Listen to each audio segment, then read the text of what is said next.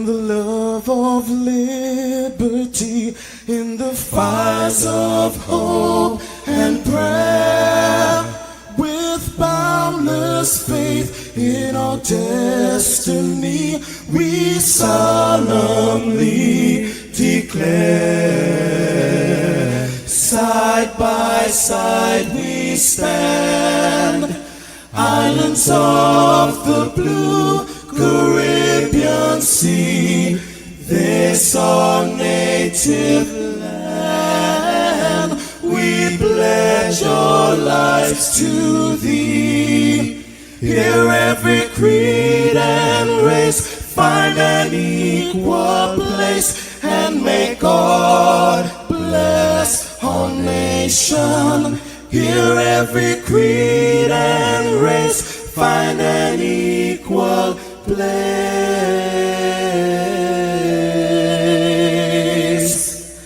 and may God bless our nation.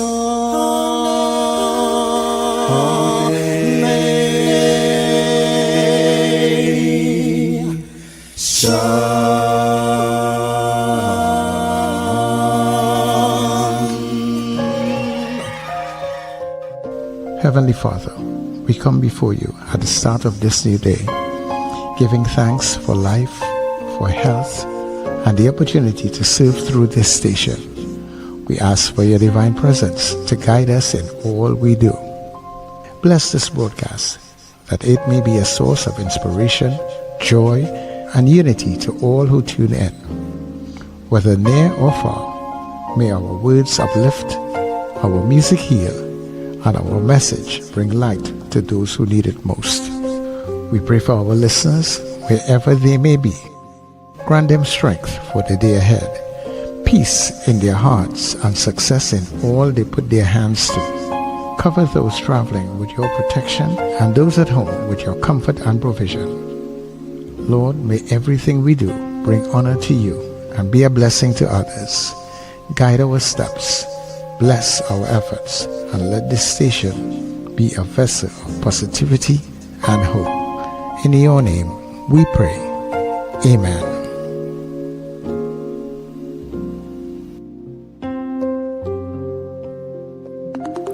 Your voice, your soundtrack, your station. New Era TTV Net Radio.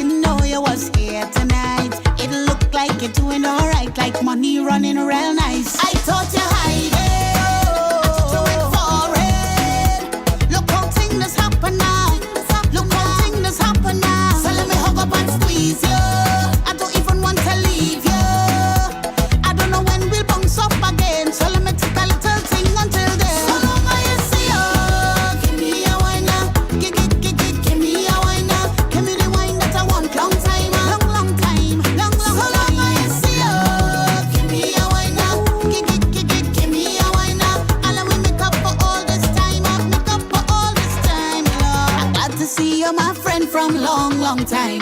Let we just take a wine. I wanna hold on together and rock away the whole night. And I'm glad to see you, my friend from long ago.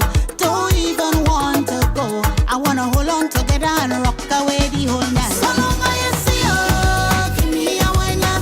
Wake up, rise up. It's the Net Radio Breakfast Show. Bringing you the energy, music, and vibes to start your day right.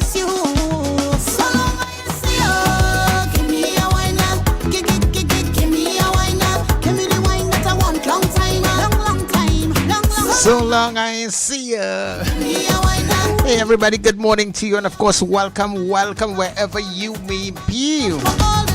Good to have you here. And if you're wondering where here is, it is New Era TT Radio, the heartbeat of the Caribbean. This is where we take you above and beyond. What is a beautiful midweek Wednesday. Yeah, we are at that point already. Woo. All right, so I want to say much thanks to the Heavenly Father for bringing us together for another day. All that we do, dear God, let it be a blessing on to you. People, I am yours truly, Sir Charles, in your company. Happy am I to be here with you in the land of the living, Trinidad and Tobago, and neighbors in the Caribbean, friends who stream all around the globe. Welcome. This is the Get Up and Go. We welcome everybody to the Breakfast Show.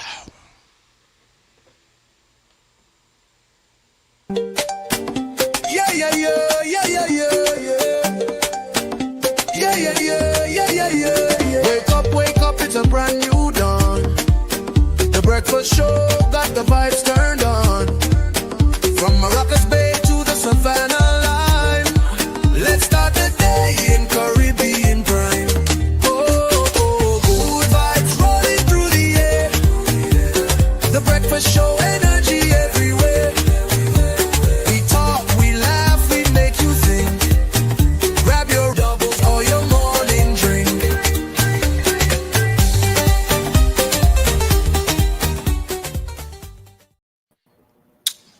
Good morning. Good. Okay. For a moment there, I thought I didn't turn on my mic. Good morning and welcome to the Breakfast Show on this Wednesday morning. It is midweek already, believe it or not. And of course, this is a perfect opportunity just now. Okay. Oh, you moved it? Oh, no. Uh-oh. Guess what day it is? Guess what day it is? Huh? Anybody? Julie, hey, guess what day it is? Oh, come on, I know you can hear me. Mike. What day is it, Mike? Leslie, guess what today is? It's hump day. Woo-hoo! Mike looked positively pissed. Rats on my paw. All I know is that they called Monday to Friday and I don't care. It means I have to be here. Yes. And Julie herself may look like she's too happy. No. But at least she recognized it's hump day. So good morning to our listeners and viewers across the planet, wherever you are listening or watching us from. Welcome to the Breakfast Show this morning, and good morning to my co-hosts Wendell and Sir Charles. Good morning, guys. Good morning, everybody. Is that it? Everybody's everybody. Good morning. Good morning, Sir Charles. Good morning, Richard. Good morning, Trinidad and Tobago. And good morning, listeners and viewers all over the globe. It's an absolutely beautiful Wednesday morning in this part of the globe, as I'm sure it is in yours. We're here. We're happy to be in the land of the living. Some families are grieving after yesterday. We'll talk about that a little later. And happy birthday to those who are celebrating birthdays, including my very good friend, Linda Hardy Mendez. Wayne Ramsey, remember her? Linda Hardy Mendez. Today's her birthday. Michelle Lubon from the Express newspaper. I think Michelle works. Desiree Noriega, Kim Sunshine Sinclair, Melissa Macmillan, one crazy red woman, Sheldon Knights, Kamau Mentor. They are all celebrating birthdays today. Today, of course, is August 20th, 2025. I should also say a big happy birthday to my dear friend Lisa Black Cohen, who is in New York. Sometimes she's on the show. She doesn't say anything, but sometimes she watches. So good morning to you, Lisa, and happy birthday to you. Mwah. Hey, let me also send out birthday greetings. Remember, I tell you my two grandsons are celebrating their birthdays this week. So the second one, with the second birthday, but it's the first one. First grandson. Yeah, first grand. Yeah. Nikolai Brown, good day to you. Happy birthday. Papa loves you very much. You know, as you get grandchildren and all these different things, your names has changed going up the road. Yeah, I know. Papa and I get father, I get daddy, I get pops, and I get papa. I get those four. Yeah. And that's from children. Daddy, father, pops, and papa. Random people in the road is calling that too. Hey, pop. No, they call me uncle. Why you pretending? They call me uncle. In the road, they calling me uncle 40 years ago, Richard. A young man growing up, they calling me uncle. Yeah, no, they call you pops too. Uncle and Tanty and oh gosh. Tanty? Oh, Tanty reached. No, I'm talking about for the ladies. I'm talking about the ladies. Can you imagine somebody calling me Tanty? Like, no, not you. But I'm talking about like when they see ladies on the road. Look how we don't have violence in the road here. You had to look wrong as you were talking to. No, but growing up, I faced that kind of, how I should put it, fatigue, you know. People used to come and tell me, I look like my sister. In other words, I look like a girl now. I got that growing up. Mm-hmm. But let's see if you look like your mother. It's like, by the way, yesterday was my mother's birthday. Oh, okay. You know, I mean, she's passed many years now. But my sister posted her up yesterday with a picture of her, of my mom and her. So I did comment on it. You know, I think my mother was also born in August. I just don't know when. Yeah. And just like you, my mother's name is Cynthia. Just like your mother, yeah. Yes. Yeah. I think she was also born in August. Mm-hmm. Oh, okay. Yeah, but the amount of fatigue I get growing up, I got over it quickly. I all of that, I guess, helped shape the type of person I grew up as and that I eventually became, you know. Because long time, if you couldn't take fatigue, you can't, don't go wrong certain people, you know. Especially growing up in St. James and places like that. You had to take fatigue, you know.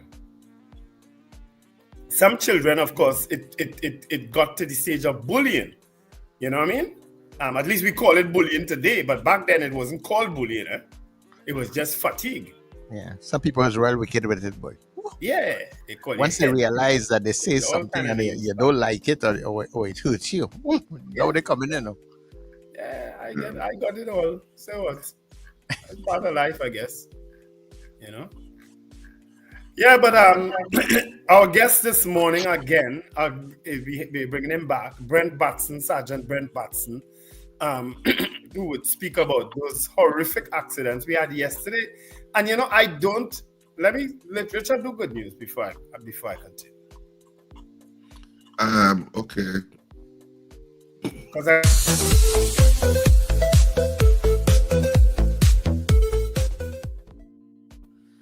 Well, this was a good news that I think was sent to Sir Charles, or Sir Charles had sent it to me. So this is an interesting one about a blind guy who picks coconuts and can cut coconuts and stuff like that. Not so, Sir Charles? Yes. That was an interesting video. Yeah. I didn't realize he was blind until he said he was blind. Yeah. Yes, so it's Living by Touch with me, Neil Ramchan. Today I'm going to pick a coconut from a tree here. So up on the ladder. And I'm going to get this guy here, right? Oh, that was easier than I thought. Check him out, a nice coconut here. And I'm going to cut this guy here to drink now.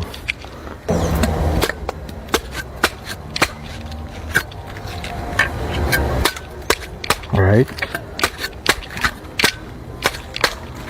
Now I'm doing it this way as a blind person, but this didn't happen overnight here, people. This is plenty practice and a lot of average, right? And I'm using a chopper because as a blind person, you have better control over it, right? So, alright. So you see what's going on there. If you don't have no practice with this as a blind person, don't try it. And even sighted people too. Okay? See that? Go check it out. Nice jelly. We're gonna see what it tastes now.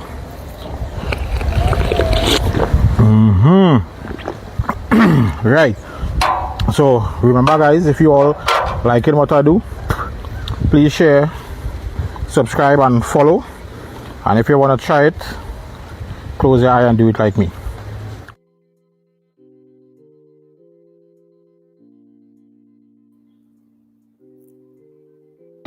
Now, if he didn't actually say, as a blind person, I would not have thought that he was blind up until that point, yeah? Yeah. You know? What's his name? Did we get his name?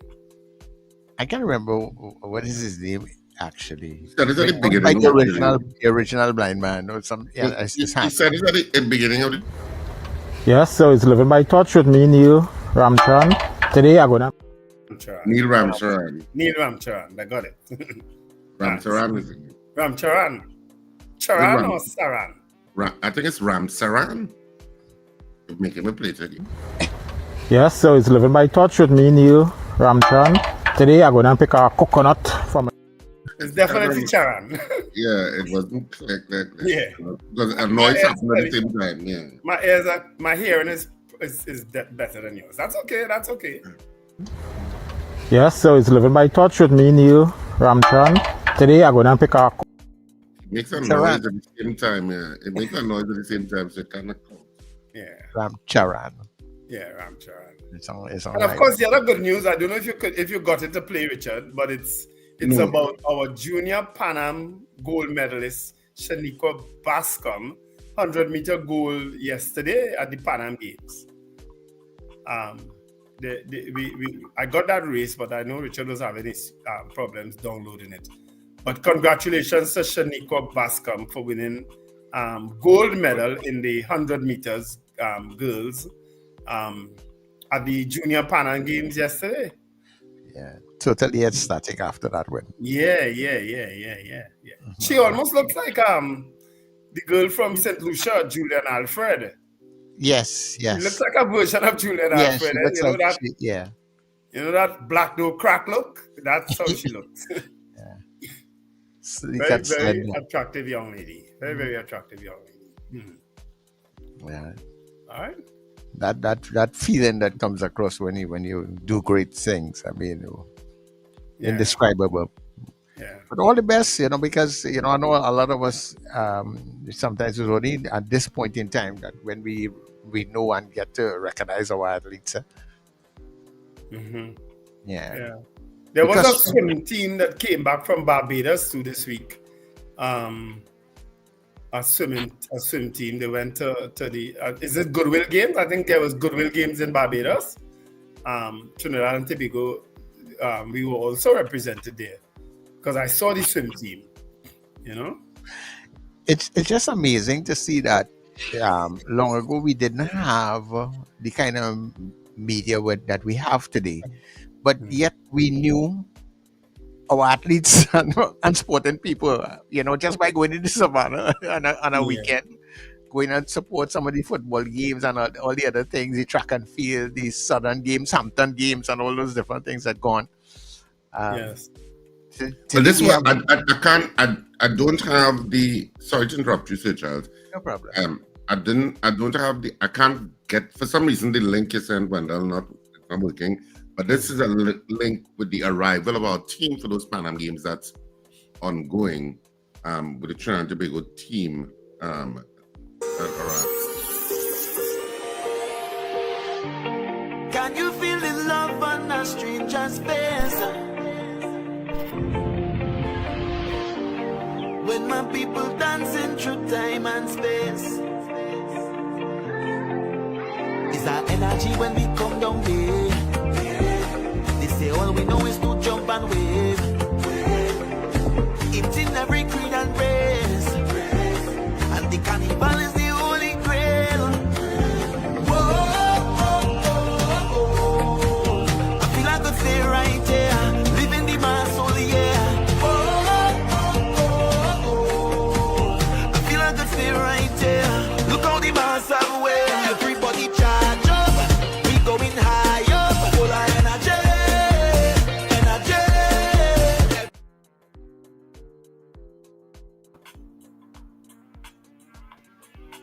That was the opening ceremony.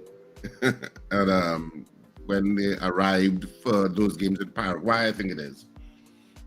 So we have that. So I could have played that one. That's a good video too. We'll accept that one. But of course, we singling out Shaniqua Bascom this morning for special commendation for winning the girls' 100 meters race at the Junior Pan Am Games in Panama. That's where the game's taking place. Yeah, so congratulations, Shaniqua Bascom. All right. Hey, applause. Hey. Hey. Applause. There's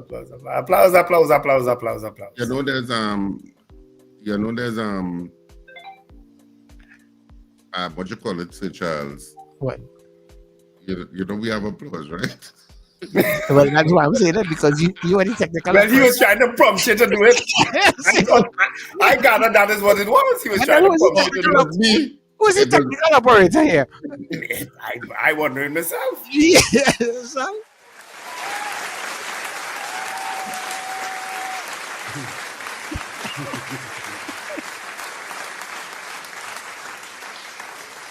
Thank you very much, Richard.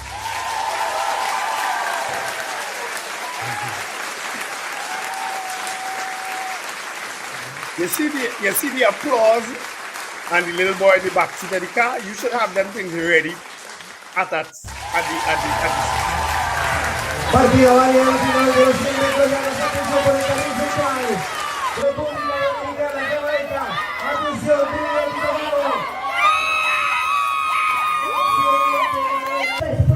Never give up. No matter how hard it is, never give up. There's always that door that's open, and you'll see a way. Never give up.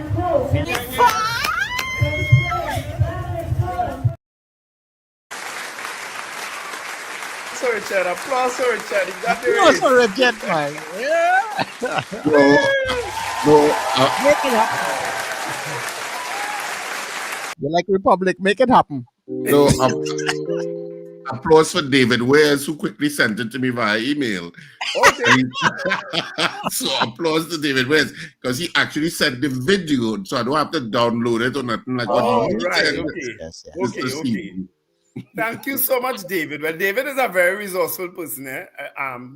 He sends stuff to me, and then I shared your email address with you, because I say, instead of going through me, you can just send it directly to Richard. And David's mom too is also named Cynthia Richard. Oh, okay. Yeah. Was a popular name at the time, man. Apparently. So was Sankofa Mom. Well, here's the unusual thing with Sankofa Mom. Sankofa Mom's maiden name was actually my mom's maiden name also, Cynthia Walcott. Hey, that was my mom's maiden name, Walcott. You have the same mother? No, she's not Cynthia, but her maiden name was Walcott. Oh, okay. From El Socorro. But Sankofa mom and your mom is the same mom, Wendell? No. We have different mothers, of course. My mother died years ago. Sankofa Mom, if memory serves me right, is still alive. But they both share the same maiden name, Cynthia Walcott. She will be Richard, Cynthia your mom was a teacher? My Yes. mom? Or Richard mom? Yeah, she was. You couldn't tell all them, you couldn't see them welts from clout in the back of her head. What you doing? Well, Sandra Serrett says that your mom was actually her teacher. Yeah, possible. Yeah, so related. Yeah, because she was Cynthia Massos. Yeah. And then she became Cynthia Ragoobarsingh. Ah. Cynthia. CT, she was CT. Yeah. All right. My mom was CW. All right. So we could get into greeting the people on the chat. Yeah. No, and then we'll take a break, a little news break. Not news break, sorry. Advertisement break. And then when we come back, we'll open up the lines. Valerie Mendoza came in at 2:22. So everybody wake up late today.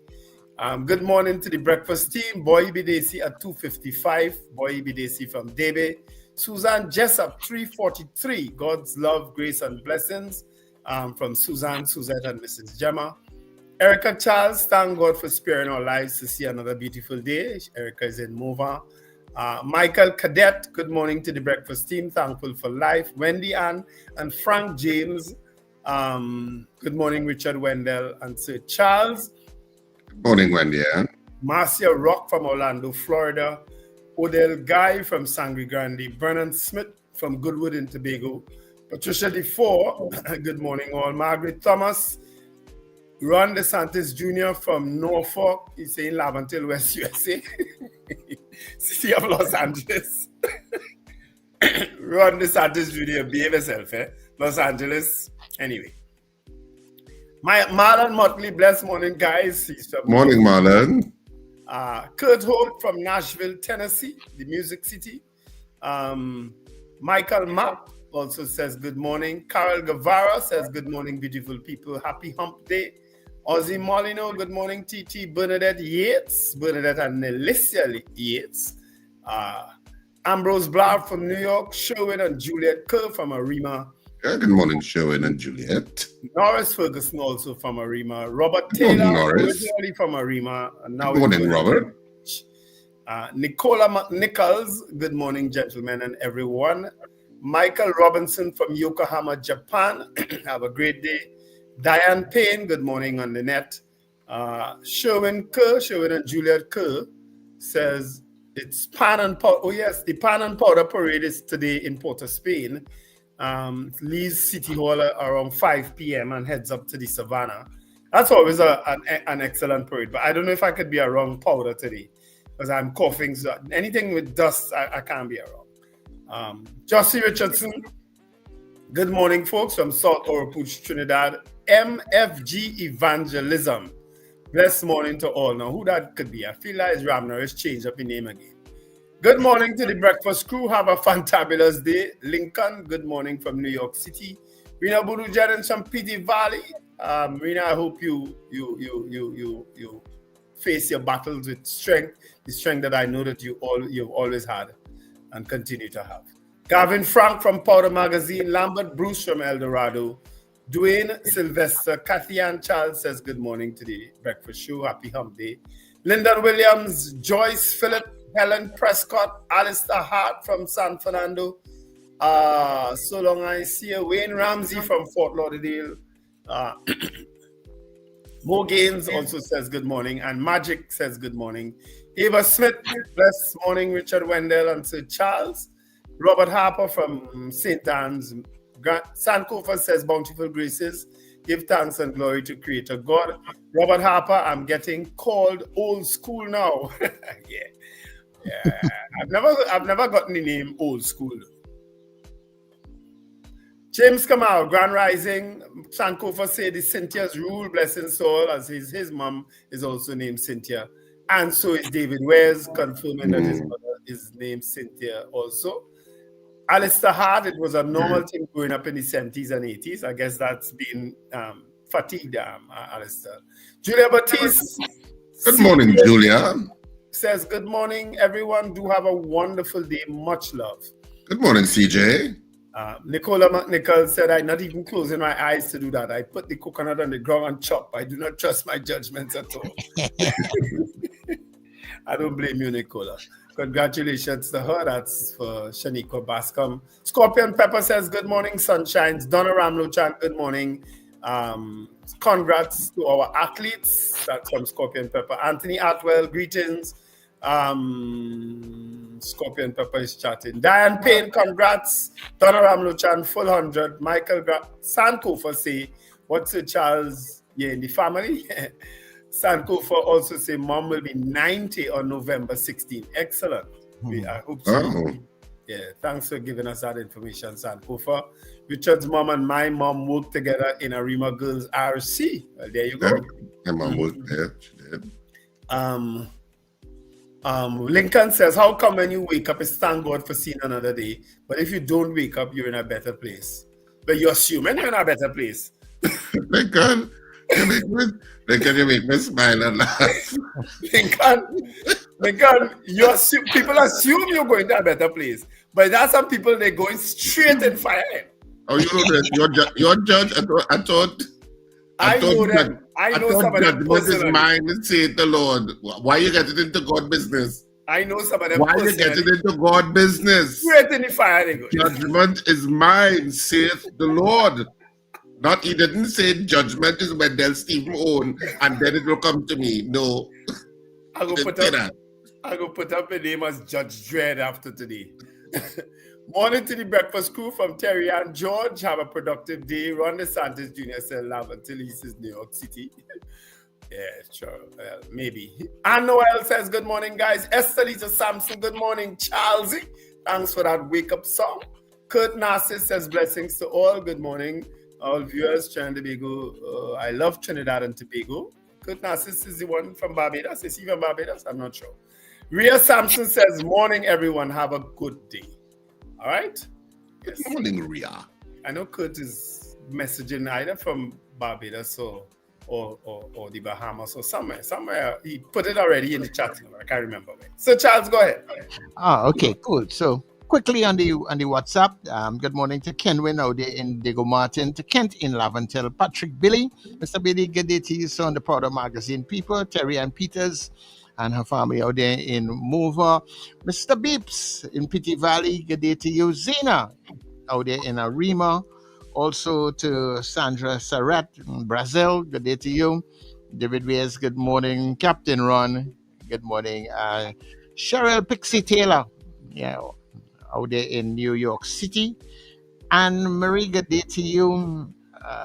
Fifi out there in Addis Ababa. Also to Mahi out there in Ohio. And Callan is out there in Carenage. Those are the people on the WhatsApp. Good morning, everybody. Charm Flair Auto Services Limited, your one-stop auto repair shop, located at number 1 Industrial Lane, Charm Flair, right opposite the brewery on the Eastern Main Road. Yes, we do it all. Repairs to all makes and models, from your everyday sedan to SUVs, light trucks, pickups, and panel vans. We're also the sole distributors of Davante tires, certified VTS inspection station, plus a wide range of services: oil change, front end and suspension repairs, tune-ups, tire alignment, batteries, electrical work, radiator and cooling system, AC repairs, and accessories galore. We offer pickup and drop-off service too. Call us today at 662-6545 or 662-6572. Follow us on Instagram and Facebook. Charm Flair Auto Services Limited, number 1 Industrial Lane, Charm Flair. We do it all. Coach, yes, Coach, are you passionate about serving others and supporting people as they reach the highest version of themselves? My name is Jesse McBarrow, and I've been able to earn a living as a life coach serving people all around the world, and so can you. Are you ready to be internationally certified? Enroll today for this program and learn everything that you need to know about being a professional life coach. Listen, there are payment plans available as well too, so see you in class.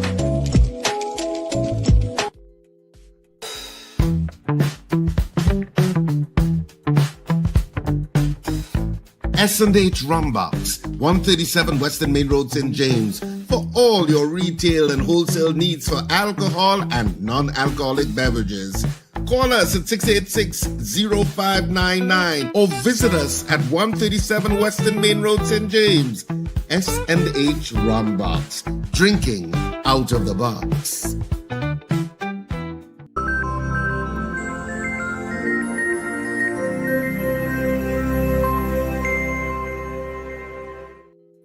All right, so we are back.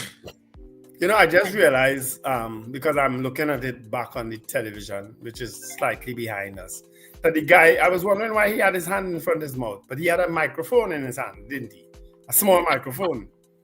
Yeah, he had one of those. That's what I because I wasn't seeing it clearly here on the laptop. When I look back at the television, I realized it was a microphone in his hand. Okay, Pops. Well, I was wondering why he's blocking his face. I say, okay, Pops. Let me see who else coming on the chat. Chevron Shogun came in, and Sherwin White says, good morning to the best man on the best radio net. Okay, best radio net radio. And of course, those were the newcomers in the chat. Since we go straight into headlines, I guess. But there was a bacchanal yesterday again. I swear sometimes Dr. Rowley ain't nothing to do, you know. You need to just leave these people on the madness alone, you know, and not let it rattle him so much. You know. You understand? He's letting things rattle him. Go and enjoy your retirement. Politicians cannot walk away. Stop letting things rattle you. I mean, but he spent 45 years in this thing, you know, so it's hard to just walk away, I guess. But you know, he I needs to suppose stop. when you're busy from night till morning with something, after that time, when you have all this free time, what are you doing? You know? Yeah. Because clearly that issue with the brand Lara and the brand ambassador for me is a decision left up to, I guess, the political directorate. It's not something that you get and you keep. That's how I got it at the end of the day. You understand? So the fact that his contract wasn't renewed back then, I guess they assumed that he would naturally be, because Brian Lara, let's face it, has been the best cricketer ever passed through Trinidad and Tobago and possibly the West Indies, right? And even internationally, right? He's been known to be that good, right? So to not put him back as an ambassador, not keep him as an ambassador, maybe a slap in the face for somebody who we consider to be the best in the world we've ever had, right? Coming out of Trinidad and Tobago, you know. But it clearly everything has become political in Trinidad and Tobago, as it is, I guess, in other parts of the globe. But definitely Trinidad and Tobago, every single thing is political. Lord knows, tiring. Anyway, chat line to address youth mental health struggles. Those are trending stories in today's Express Online. DPP denies any delay. I don't know what that is about. Golden Bascom, and of course, we played that video for you a short while ago. Shaniqua Bascom, who won gold in the Junior Pan Am Games. TNT swept by Jamaica again in Billie Jean. I don't know what that is about. And also some trending stories in the Express. Cop goes missing after threat to kill common law wife. Deaths and injuries in highway bus crash. We'll talk about that in the next hour. Contractor robbed after leaving Penal Bank. And how many times we read in that story lately. Dramatic rescue of 2 killed in bus crash. 55,000 firearm files unaffected by police headquarters embarrassment. So they say now that the files have not been affected. So which story is true? We don't know. We'll never know. You know why? Coming out of the TTPS, we'll never know. Right? So maybe 50,000 files weren't affected, but it was already 80,000 applications. You never know. Anyway, Newsday for today, and the main stories in the Newsday this morning out of Trinidad and Tobago. Fires destroyed 2 homes in Tobago. Health Ministry launches Youth Matter mental health chat for youths. Traffic restrictions in Port of Spain for Pan and Powder Parade. Architect cops 4th Chevening Scholarship from Trinidad and Tobago. And the DPP insists there are no delays in Dana Sita murder case. What? Law Association raises concerns about Waterfront Judicial Center in Port of Spain. And 161 entrepreneurs emerged from BAT's startup program. And that's it. And while UWI St. Augustine again condemns sudden increase in fees, that's also a trending story. All right, so Wendell, you're saying something? No, I just asked her, who increased the fees? I guess UWI administration. I don't know if I don't know if it's just in Trinidad or if it's across the board. I don't know. It's just a headline I'm reading, so I'm not so sure what the context is. Okay, so in the Guardian, highway horror, PTSD driver passenger killed in Freeport accident, tragic. Rowley and Padarat in row over Lara contract. Amin says she will continue her duties as MP. And Corey Operator distances himself from alleged threat of Defense Minister. Sandy Grande residents pray for Sturge safety. Hope no harm comes to him. Analysts, parade cancellation won't hurt government. The PM says security fears won't halt UNC meetings. Gangs targeting ministers is troubling, says criminologists. And there was, firearm applications safe after alarm mishap, says cop. That's it. So based on what you just read there, the security threats against the officials and so on, including government ministers, is not going to stop the UNC meetings. Is that what you just read? Well, the headline says that PM security fears won't halt UNC meetings. Okay. Play that video that I sent there, Richard, with somebody who I don't even like to call his name.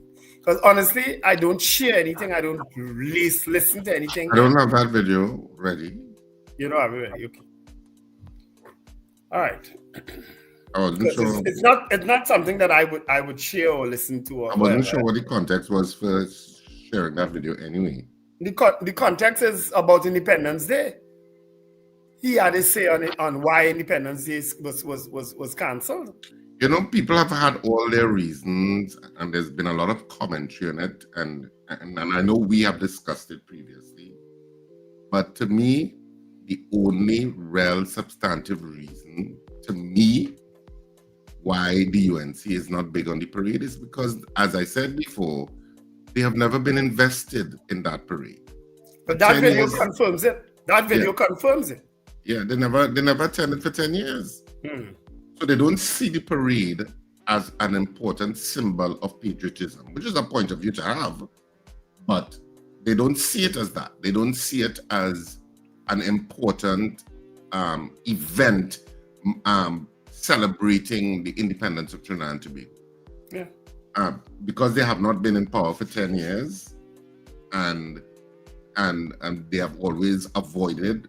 Well, most of them have. I think one or two of them used to still go to the parade ceremony, and there was always the subject of commentary for a lot of independent voters. They never understood why, because it's a patriotic event. It's not a party event. But you know, people justify things. Anytime you see something has a political slant, so they're UNC loyalists that will justify why they didn't attend, or will justify the cancellation of the event along the lines of however they want to see it. But for a lot of Trinidadians and Tobagonians, it's like, why are you not having it? Because, you know, it just seems... And that's why, as divisive as American politics could be, don't mess with them when it comes to the actual United States of America, you know, and the flag and whatever they hold dear to them. You know. You understand? Regardless of how many Democrats they have or Republicans they have or whatever. But people when it comes to one United States, they don't make joke with that, you know. But patriotism is not something that you can manufacture. Let's put it that way. It's something that comes from an inner view of how you see the country and your love for country. So you can't manufacture that. It has to be something that's honest. That's how I see it. And you should have a love for your country because this is your space. And which is why I'm always so competitive about Trinidad. Where we are and why we're not number one. I'm always, you know me, I'm always competitive. I'm always looking at those things and being like, well, we average. On a lot of the international things, we are average. And which irks me. But you know, it's something that is in you or isn't in a kind of way. And I think, as I said, because they have not been invested in that parade for 10 years, a decade is a long time, huh? They have not been invested in it. They don't see it as that being that important. If we follow what you're saying, Richard, as fact, right? As your opinion as fact. So then, what do you expect will happen next year? Well, we'll have to wait and see. Well, so is it that you expect that there will be cancellation of parades going forward, and they will have? I don't know. We'll have to see. They have. I can't say I don't know. We'll have to see. But but I understand Sir Charles's question to you. In other words, if it is about them not being vested in the patriotism that is the national parade, then they just need to say, moving forward, we will not be having it during our time in office. They need to just say that. Well, that is more controversial to say than saying that's in an SOE and there is for public safety. That's way more controversial. Yeah, and why I ask that is basically because I don't see that as being a real reason. The real reason that will be because why would a government want to be unpopular? That is a very unpopular decision. If you're going forward and you want to remove the Independence Parade, that is a very unpopular position. So I don't see that as being a real reason a government would want to cancel the parade. That will throw you out of office immediately. No, it won't. What? It probably won't, Sir Charles. Sir Charles, nothing is going to sway a UNC voter away from the UNC. No, nothing. but it will give that doing something like that. If you say that when this is the end of parades, as far as we are concerned, while we're in office, you know how much strength you're going to give the opposition right now to mass people to get you out of office with something like that. I don't feel that is the trend of thought. Well, they are getting criticized for the cancellation. Yeah, but their supporters are making excuses for it.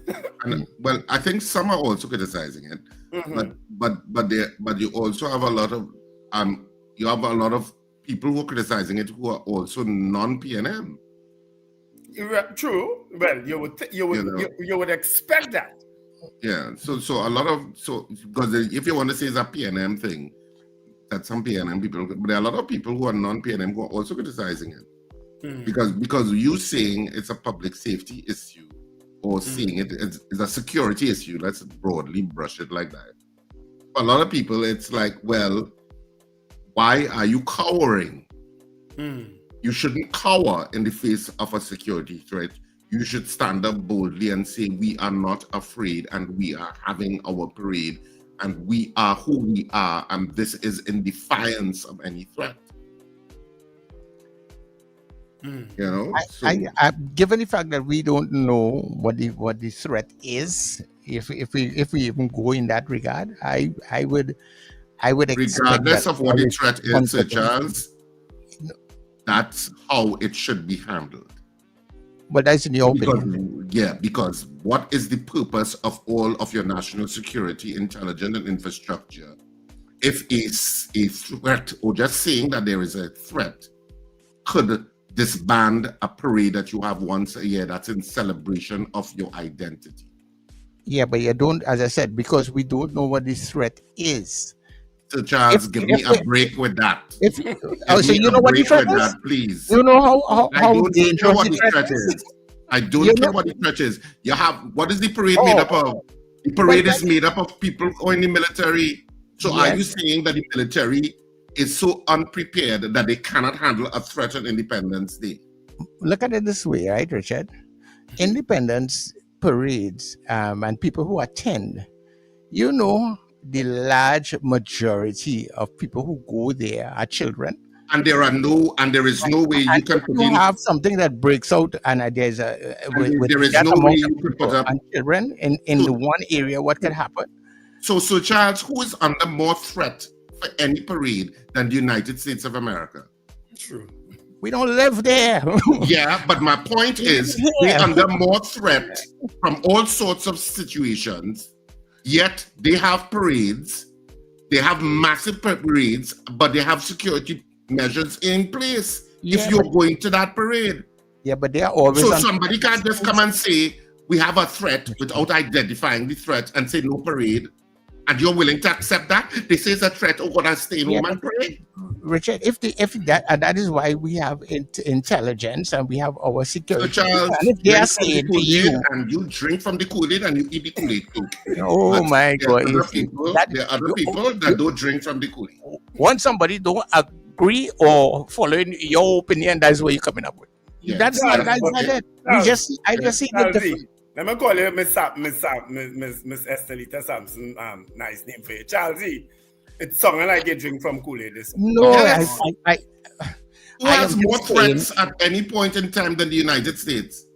I am not in the United States. I'm in Trinidad and have Tobago. We're in a banana republic. And we know I how will things never happen. say I will never say we in a banana republic. No, I I will never say that. You were never. Oh, okay. All right, okay. I will never say that. You have never heard me say that we are in a banana republic, Sir Charles. Oh, but you've heard a lot of people say it, right? But a lot of people used to say it when the Because last government was in power, and we didn't agree with it. Well, I didn't. Richard, I don't think. Another thing I don't agree with is when people say Trinidad and Tobago is not a real place. What? It is a very real place. Yeah. We live here. Yeah. But I am patriotic. Let me tell you something, listen, Mr. Charles. I am patriotic to the core. And when I criticize because I want Trinidad and Tobago to be better. And Trinidad and Tobago should be better. And things irk me. The fact that there's still people that have outdoor latrines in Trinidad and Tobago irks me. Yeah, but I could understand that. The fact that I drive around sometimes and I see the places in which people live irk me. And I blame politicians. And all that is good. And I am saying the other side of caution sometimes is always good too. But let's move forward because we'll just go on and on with this. No, I wouldn't go on and on because my opinion is my opinion and your opinion is your opinion. They didn't even realize that a pipe could conspire against them and flood out a police building. They couldn't even see that. The pipe conspire against them. They didn't see that coming? What pipe? Nothing. Oh gosh. You just go down the rabbit hole in a kind of way sometimes. No. And you take a left turn, you know. Anyhow, you guys, because if we go down the road and everything is designed by some opposition or some criminal force, then some criminal element, well, then the pipe that busts in the police station. Okay, I now understand your You understand? Yeah. It maybe it's part of the criminal network. Part of living in a democracy is to question and be vigilant about everything. All right, so let's take some calls and then we craft the Well, did you send a poll, by the way? No. But let me do I was going to. Yeah. So people, we can take a couple of your calls very quickly in 281-1315. Good morning to you. Good morning. Morning, Mr. Grant. Hello. You see, Mr. Charles. Yes. This is where I just get vexed for with people in my country. I talk in mine. In my 80 years here on this face of this earth, it is open my share. People think we are the banana republic. We got this, we got this. Is Trinidad. This free country. As I tell you yesterday, I did something in New York. Got some patient, put up our flag upside down. And I was really back. I went to the store, I asked the manager and make him come and change around my flag. What is that flag? What's wrong with we people, right? Something wrong with we. Why we strike down we self solo? And when I see that with Rowley and the brand, I want to say the word, this Barry Father. No. When Gary comments, I give them a history, you know, because I don't live by that, I tell you. When Gary comments, was working UGT, and you went to come in 210, the first thing dying and they're dead, but get rid of Gary comments out of the school. You see, we don't study these things, you know. It's a dangerous playbook these people have. I work with them for 41 years with the trust. And one man called me and tell me, they have the contract. He said, We in DLP time, like I tell about, he followed a big man in DLP. His brother was in PNN. He said any party win, we win because we are contract. I mean, he's putting money in both parties. This one I reserve. Okay, no problem. right, Thanks Mr. very Grant, much, thanks. Mr. Grant. And that is true. People put the money in both parties. Yeah. Mr. Patrick, good morning to you. Good morning, Mr. Charles. Good morning, Wendell. Good morning, Mr. Richard. Morning, Mr. Patrick. It's about time Trinidadians stop labeling themselves Banana Republic, boy. We ain't no Banana Republic, boy. You understand? These Trinidadians, we have value. You understand what I'm saying? Americans want to talk to people Banana Republic and Banana Republic. No, we no Banana Republic. We talk about something else. No. I read an article where the Honorable Prime Minister said the $2 million and something dollars that they had for the parade. She said what? Give it to pig farmers. Well, they should stop wise by. So the pig better than the citizens? Oh, yeah, you going All right. By the Okay. way, our poll is up here. You can be voting on it whilst calling in, right? Yeah, I brought it up one time so that people Yeah. could see it. Yeah. Yeah. So Lincoln, you could call in and you could vote at the same time instead of trying to tell us when we have to stop talking and open the lines. Friday is the all day for you, but you trying to tell us when to stop talking and open the lines. Mr. Billy, good morning. Put something in the comment Good section. morning. Yes. Thanks for taking my call. Lincoln, I want to be Senator. very responsible in what I want to say this morning and my contribution to this program. I came out of the borders of the National Security, a former member of the Trinidad and Tobago Defense Force, and was there in 1990 when it had an insurrection against a sitting democratic elected government, which was the NAR at the time. And I see all these things. I was part of that situation to dismantle it. I want to be sitting on the side of caution in terms of the cancellation of this national and the reasons so far given. I want to side with the government on this one and see how this thing play out. Because we saw on the night of Olia's night, by the 31st of December, where a pastor, which is a former prosecutor, right, was gunned down by somebody just across the road in the savannah with a sophisticated weapon. We have seen quite at a level and some sycophants in the society who will do anything to cause mayhem and terrorism in this country. So I, on the side of the administration, with this one, right? This is this kind of fallout with not having Independence Day. Nobody is unpatriotic because they make a decision on this. I know that the opposition will lean on the side of trying to trump up support in terms of what the government did in terms of this independence.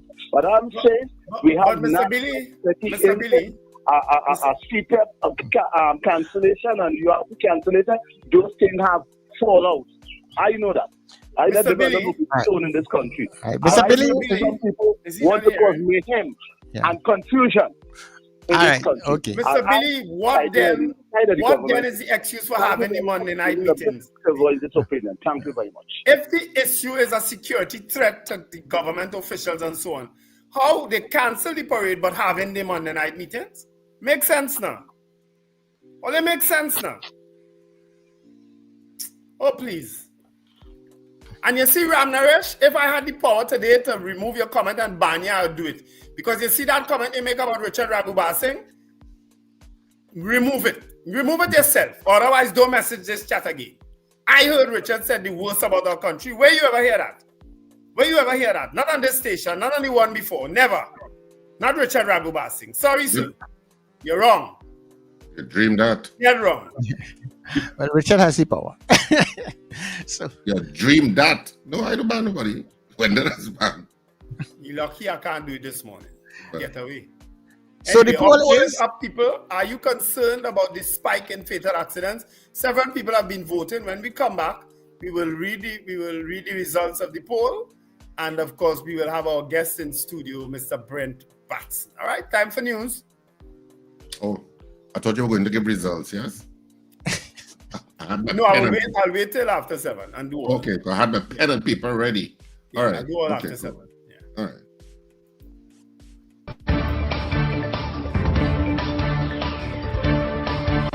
The news you need, the clarity you deserve.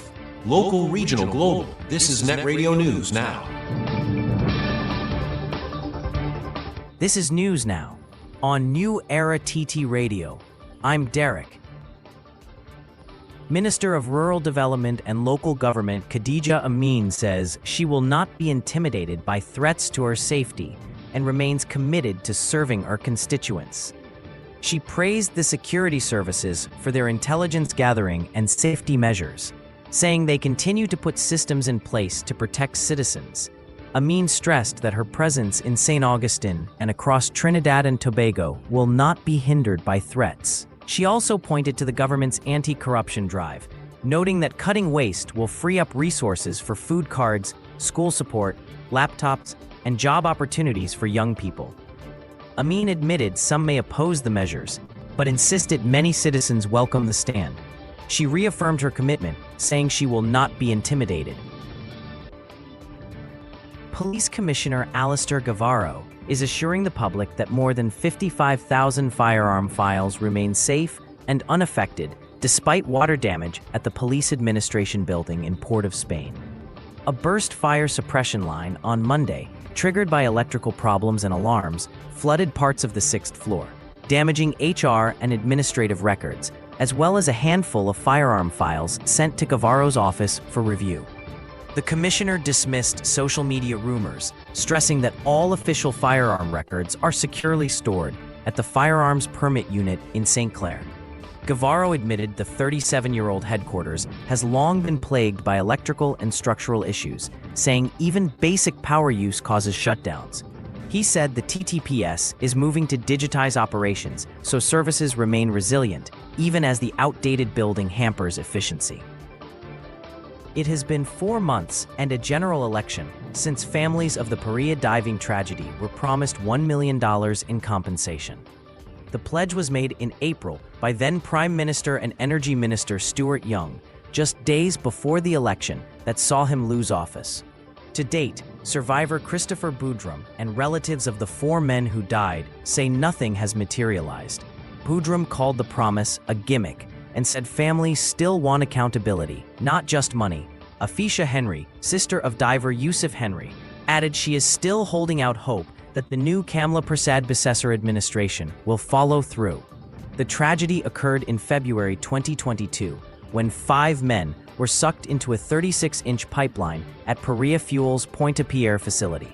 Boudrum was the lone survivor. Families and their attorney, Prakash Ramadar, say they also want liability admitted and justice pursued, but since the election, they have received no official word.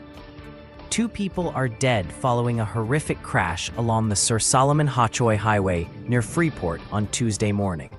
Around 8 o'clock, a PTSC deluxe passenger bus slammed into the back of a flatbed truck while heading south.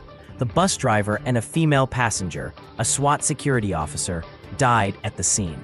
She was trapped under the bus, which came to rest off the shoulder of the highway.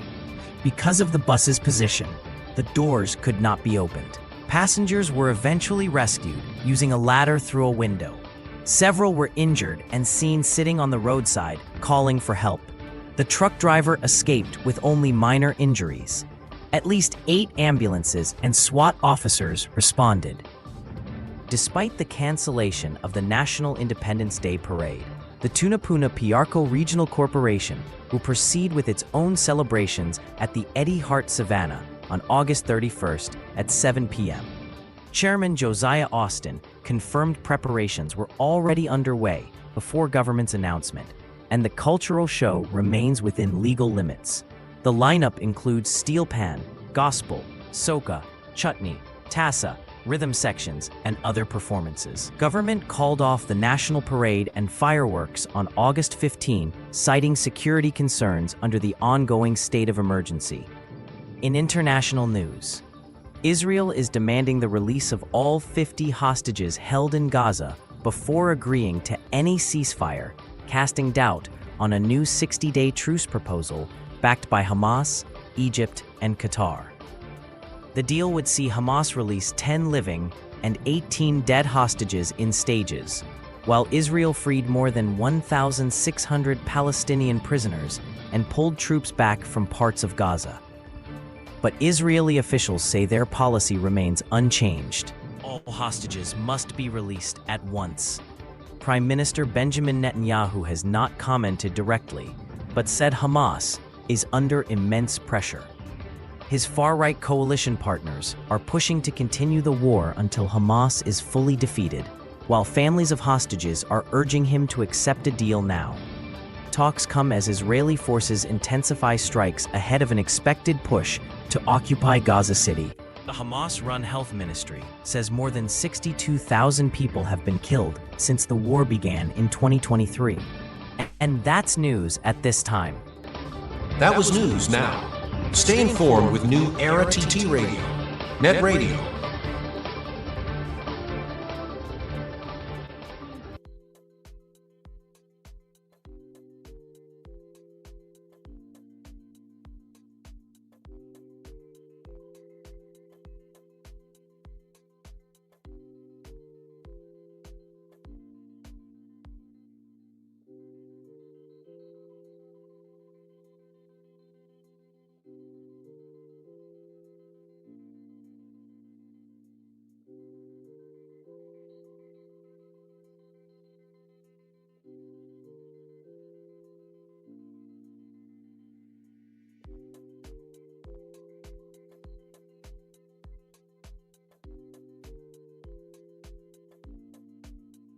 Cardinal, Exposer, Kinte, Ember, Hamedula, Lady Lystra, Roxy Singh, Brother Mac, Travis the Artist, Tall Blacks, The Messenger, and Sheldon Nugget. Also DJ Cool Moody and more. Taking place at Pleasantville Community Center. Early bird tickets are $150 until the 20th of July. Then it's $200. Time is from 8 p.m. Tickets available at Sion's, Royal Road, and Atterleys by the Park. Or contact 343-5182 or 492-1066. You don't want to miss this one. Mornings just got better. You're locked into Net Radio Breakfast Show, fueling your day with the best music and real talk.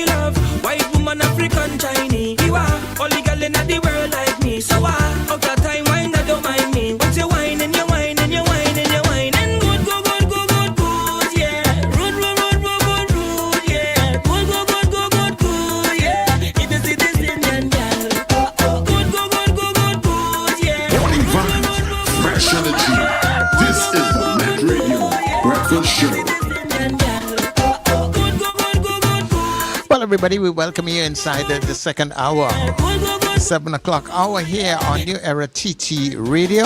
Of course, remember we stream all day, every day. NewEraTTRadio.com. Remember, you can also get us on New Era TT Radio on Alexa and, of course, all of your Google devices. Okay. And of course, just to let you know that I say thanks to the folks out here at M&E TV.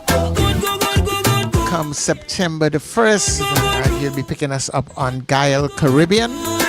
So note your channels. So on September the 1st, Guile Caribbean, right, for the breakfast show. Of course, coming up a little later on inside of the Drive Time Exchange, Andy Johnson is inside of the Drive Time Exchange. And for all you people on the YouTube channel, remember that is your next engagement here, 4 p.m., 4 to 6 p.m. with Andy Johnson inside of the Drive Time Exchange. All right, so let's finish pay the bills. Continue to vote throughout the commercial break.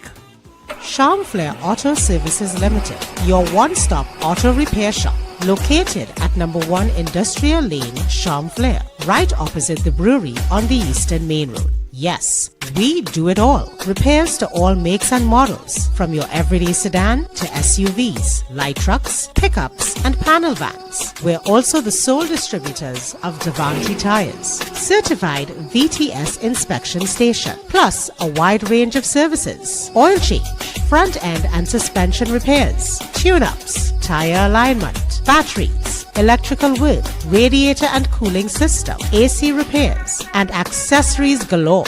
We offer pickup and drop-off service too. Call us today at 662-6545 or 662-6572. Follow us on Instagram and Facebook. Charmflair Auto Services Limited, number 1 Industrial Lane, Charmflair. We do it all. Coach, yes, Coach, are you passionate about serving others and supporting people as they reach the highest version of themselves? My name is Jesse McBarrow, and I've been able to earn a living as a life coach serving people all around the world, and so can you. Are you ready to be internationally certified? Enroll today for this program and learn everything that you need to know about being a professional life coach.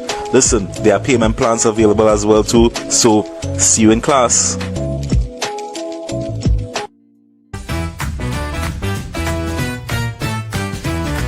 Advertise with us on New Era TT Radio, the fastest growing streaming platform for talk in Trinidad and Tobago.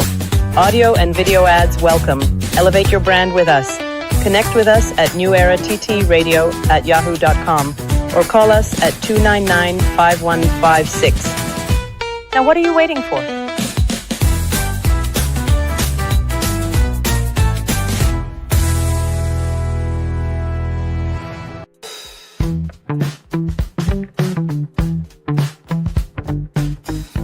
S&H Rumbox, 137 Western Main Road, St. James, for all your retail and wholesale needs for alcohol and non-alcoholic beverages. Call us at 686-0599 or visit us at 137 Western Main Road, St. James. S&H Rumbox, drinking out of the box.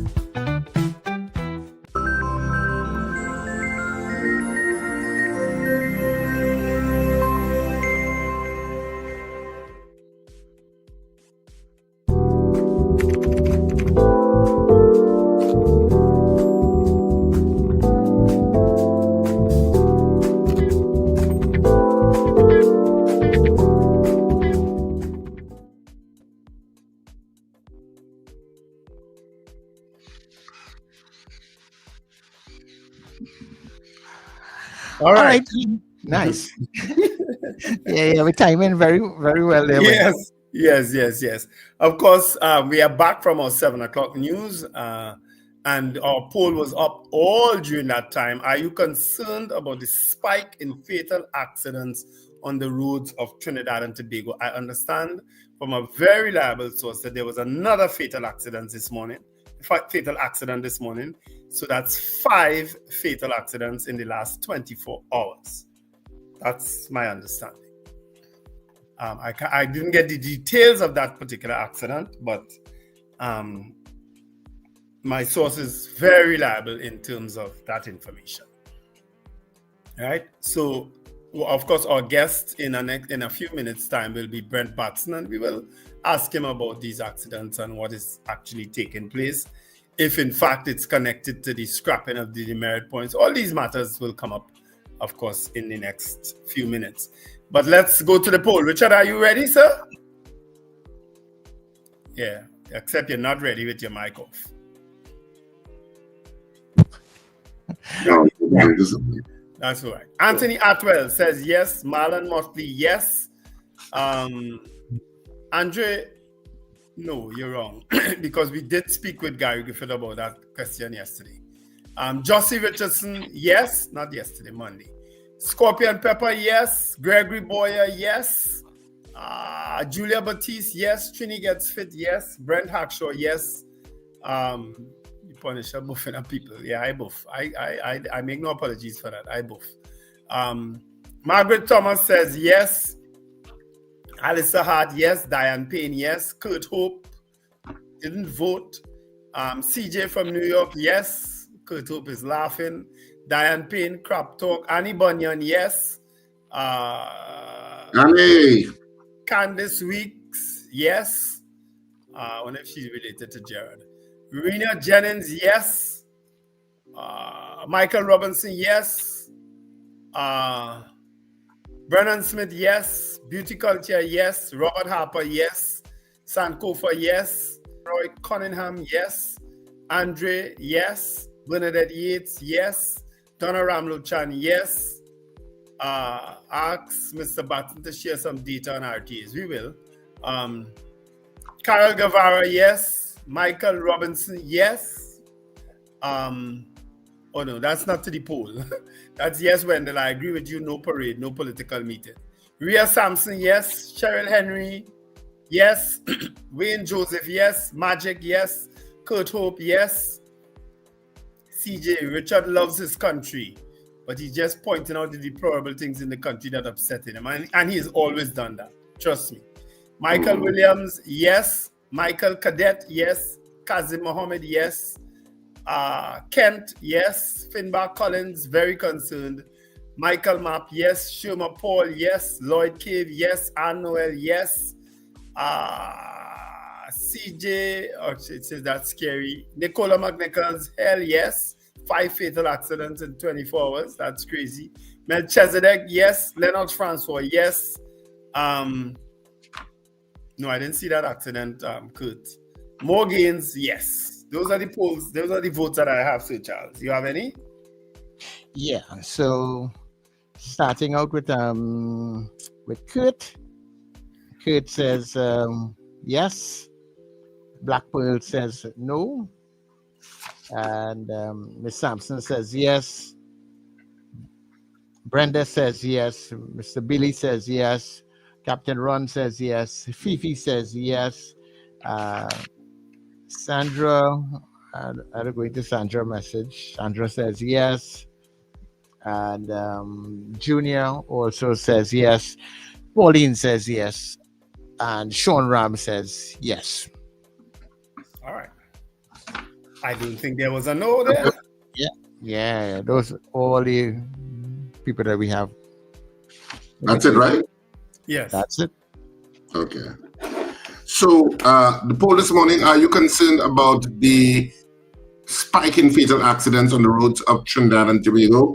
We had 55 people voting on the poll this morning. Of the 55 people, 54 of you said yes, and one solitary cheese stands alone says no. I don't remember calling a no. Sir Charles, you called a no? Yes, he called a no. I have a no. Oh, okay. Yeah. So there was one person that says no, they're not concerned about the spike. But 54 people said they are concerned. So 55 people in all voting. So the yeas have it by a huge majority for this morning's poll. So the yeas have it at 54 people voting versus 1. Are you concerned about the spike in fatal accidents on the roads of TNT? The majority of our listeners and viewers who choose to vote say yes, they are. And that's it to the end of the poll. Which accident are you talking about, Kurt? The one in Florida or the one in Trinidad?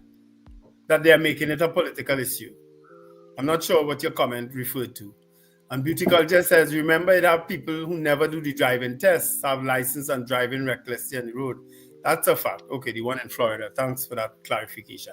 Morning, Prabha Ramdial, and good morning, Mo Gaines. Who else I saw coming? Melchizedek and so on. They came in. What accident they had in They're speaking about an accident in Florida with a truck driver who where 3 people were killed. Oh, I don't know about that. Yeah, they say his life is. Kurt Hope is saying his life is over. He will get buried under the jail, and Mo Gaines is agreeing with him. That truck driver in Florida will not see the light of day. I didn't see that accident though. Oh, he made an illegal U-turn. Wow. You know, they're very, very strict with those types of things in the States, as well. Not in New York. New York people is do all kind of madness. Double park, jump out the car in the middle of the road and go in a shop or go wherever they want. People do that in New York, Brooklyn. Well, Brooklyn all the time. But in Miami, it's a little more strict. They actually tell you don't make U-turns in certain areas, and they allow it in other areas. You understand? So they're very strict in other parts of the states. But in New York, anybody could do anything. Anytime. Oh, Lord. Anyway. So Christopher Batson also said our problem is enforcement. You're right, because, I mean, you pass, when you drive on the highway, like I do, you pass police vehicles, you see them parked up, monitoring the traffic.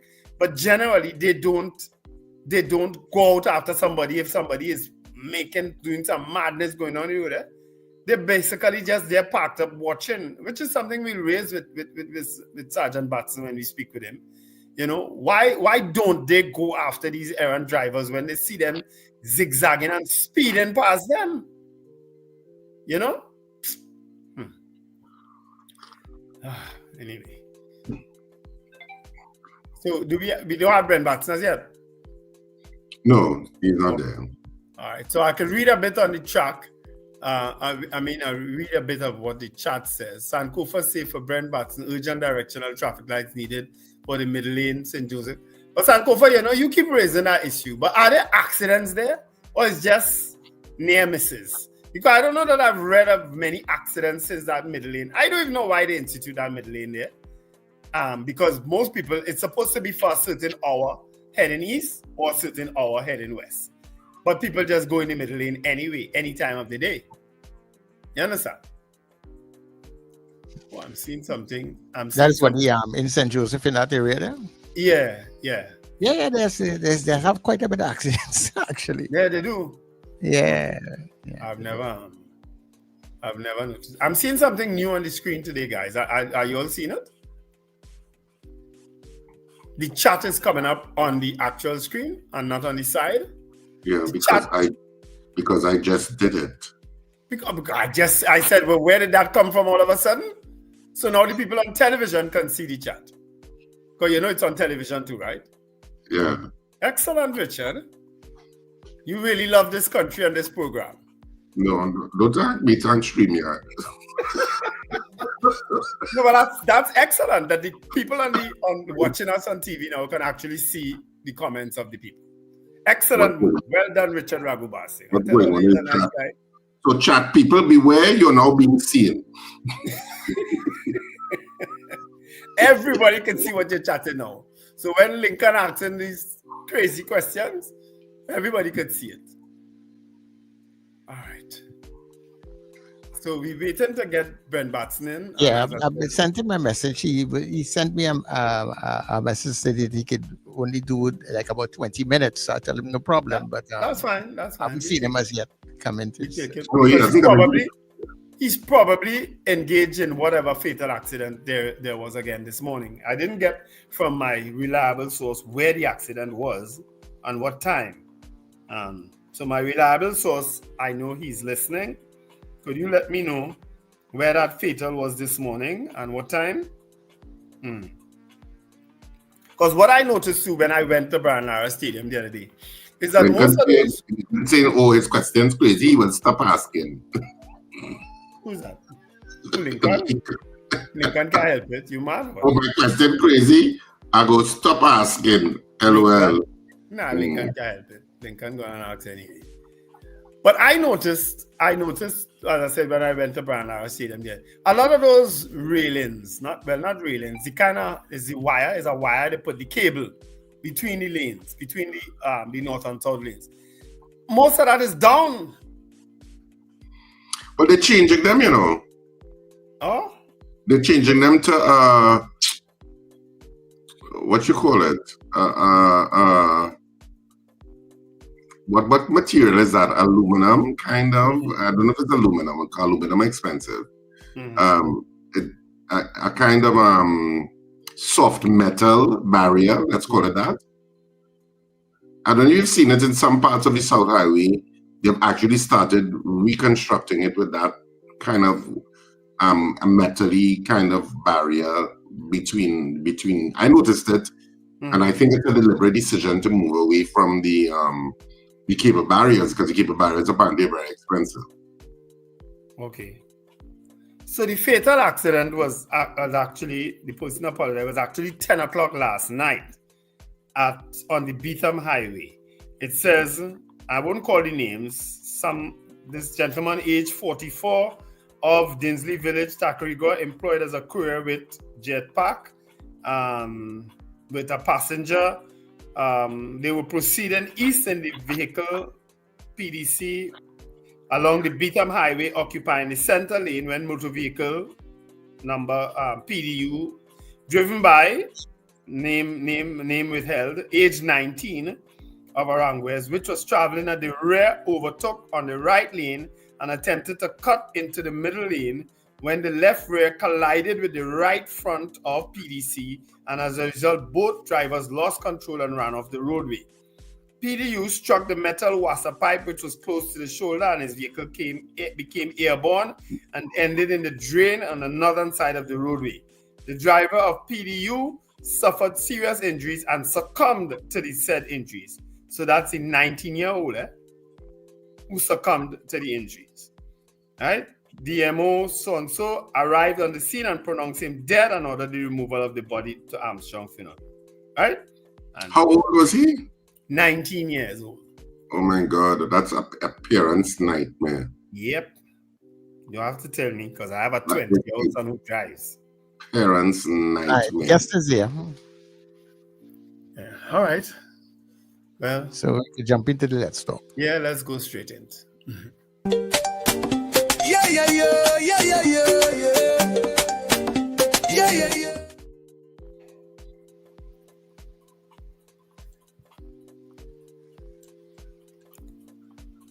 Hello, good morning.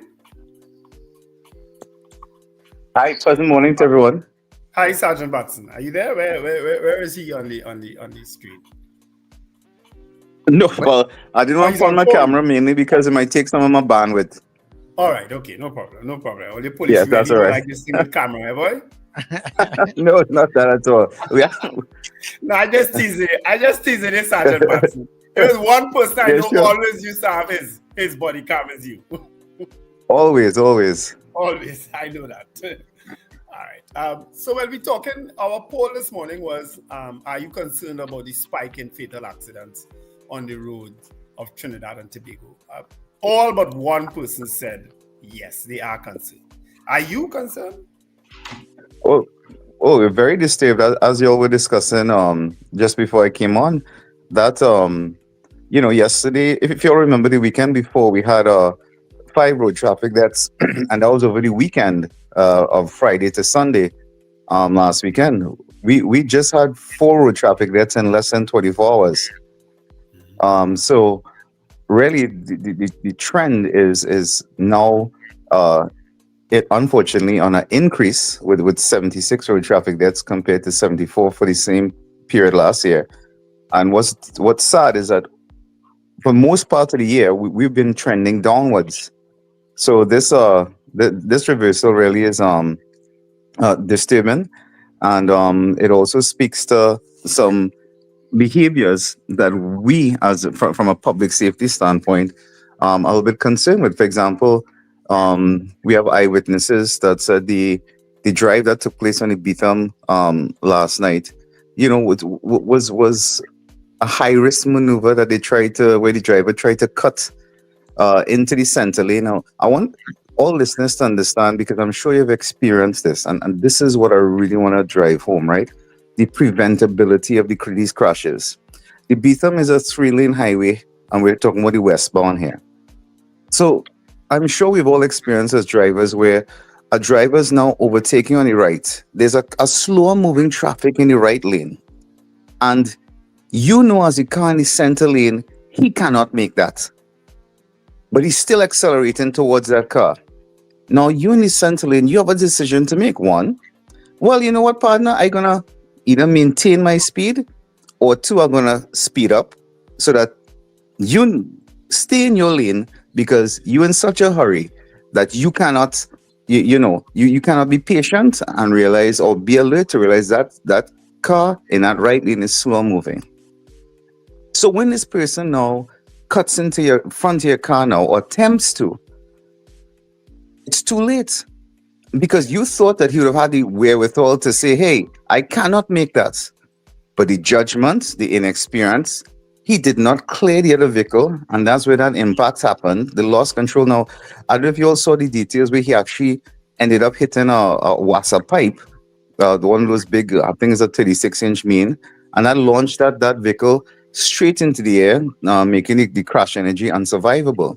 So I just remind everybody that sometimes an unintentional choice where, and I'm not saying it's road rage, but sometimes we can help save other drivers just by saying, hey, you know what, partner? I'm going to let you, and you go ahead, because you're not paying attention to what's happening in front of you. And this is why I always say it's a team approach. Sometimes we're human beings, and don't get me wrong, sometimes drivers make actions that you really wonder if their brain is functioning. Even when they're full of passengers, it's shocking.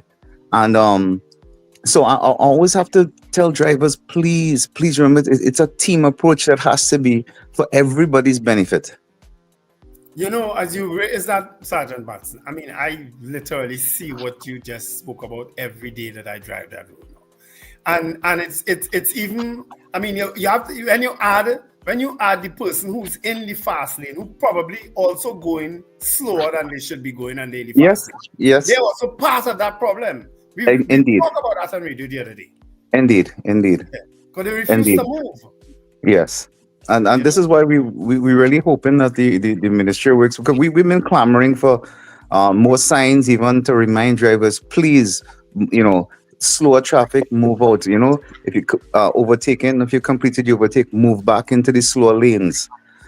Because the inconsistency and speed differentials in the lanes, it also creates a high risk problem in 100-kilometer-an-hour road.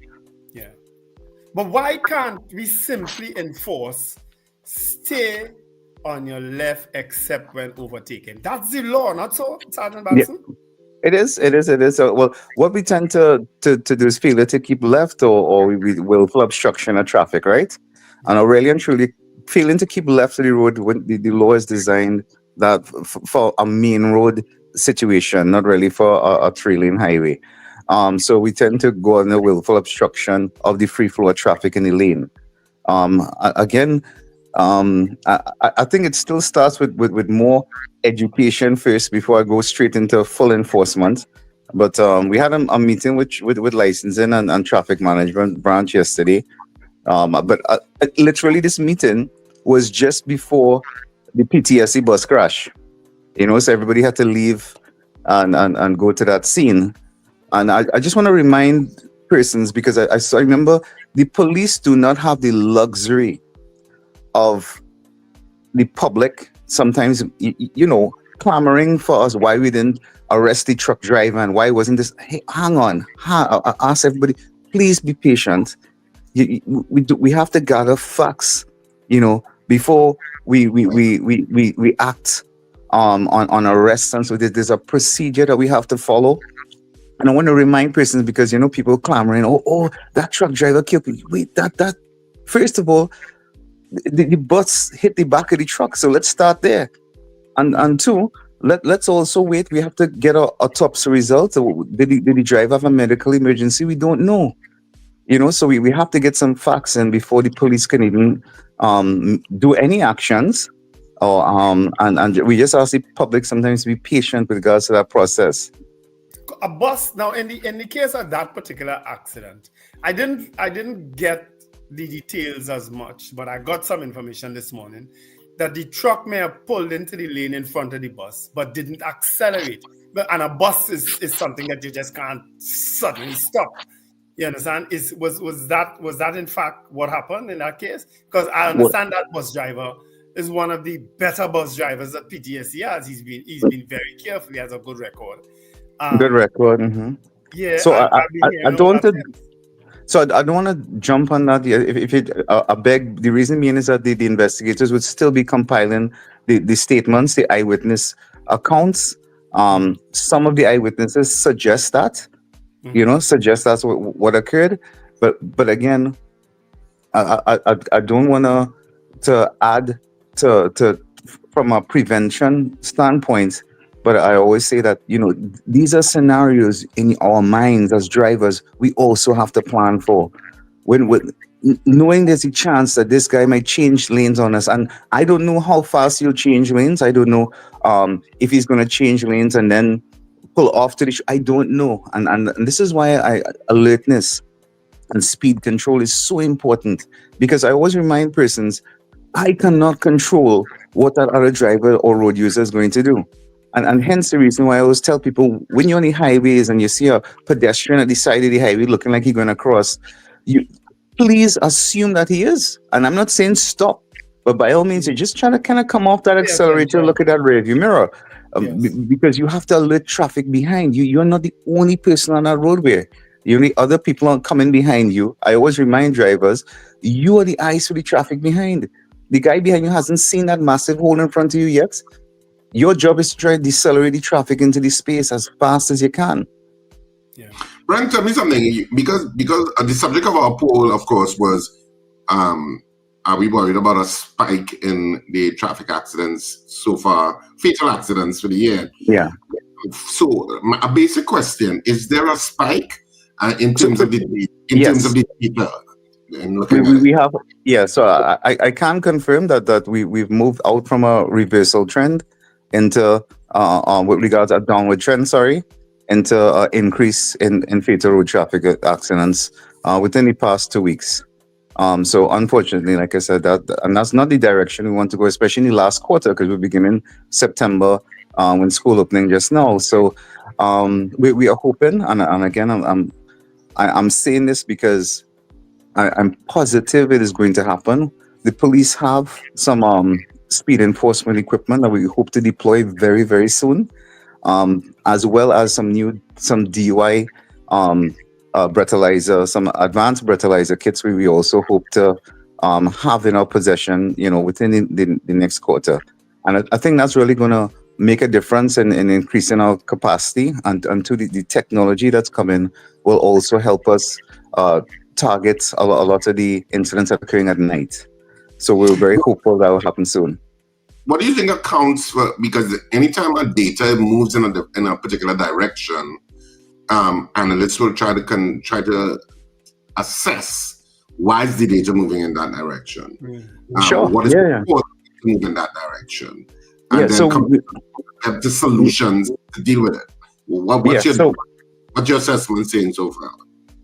Well, we've had two things that are very odd, right? And I'm being straight up. One is a skew of the data that has moved road traffic. For example, when we look historically, for example, that southbound incident with the bus, the maxi taxi that hit it, and then this one on the beat last night, for all this to occur on a Tuesday, we have never seen Tuesday becoming a hotspot day of the week for fatal road traffic accidents, nor have we seen Tuesday morning at those hours becoming a high-risk time. So what we're seeing is I would have to say, a migration of risk trends. And remember, let's look at the mix. We have two involving, I would have to say, clear risky maneuvers, both the one in Canupia and the one on the Beetham. The one on the South Solomon Hochai Highway involving the bus. Like I said, I still want to see what the investigator gets from the actual arising of the incident. So what we see, to answer your question, we're seeing high risk behavior re-entering the road network again. And this was stuff I always say pre-2010 types of behavior. We're seeing an increase in DUI. The Highway Patrol did a fantastic Operation Road Guard over the weekend. And in a short space of time, arrested 10 DUI drivers. We had 2 police vehicles over the weekend that were crashed into by drunk drivers.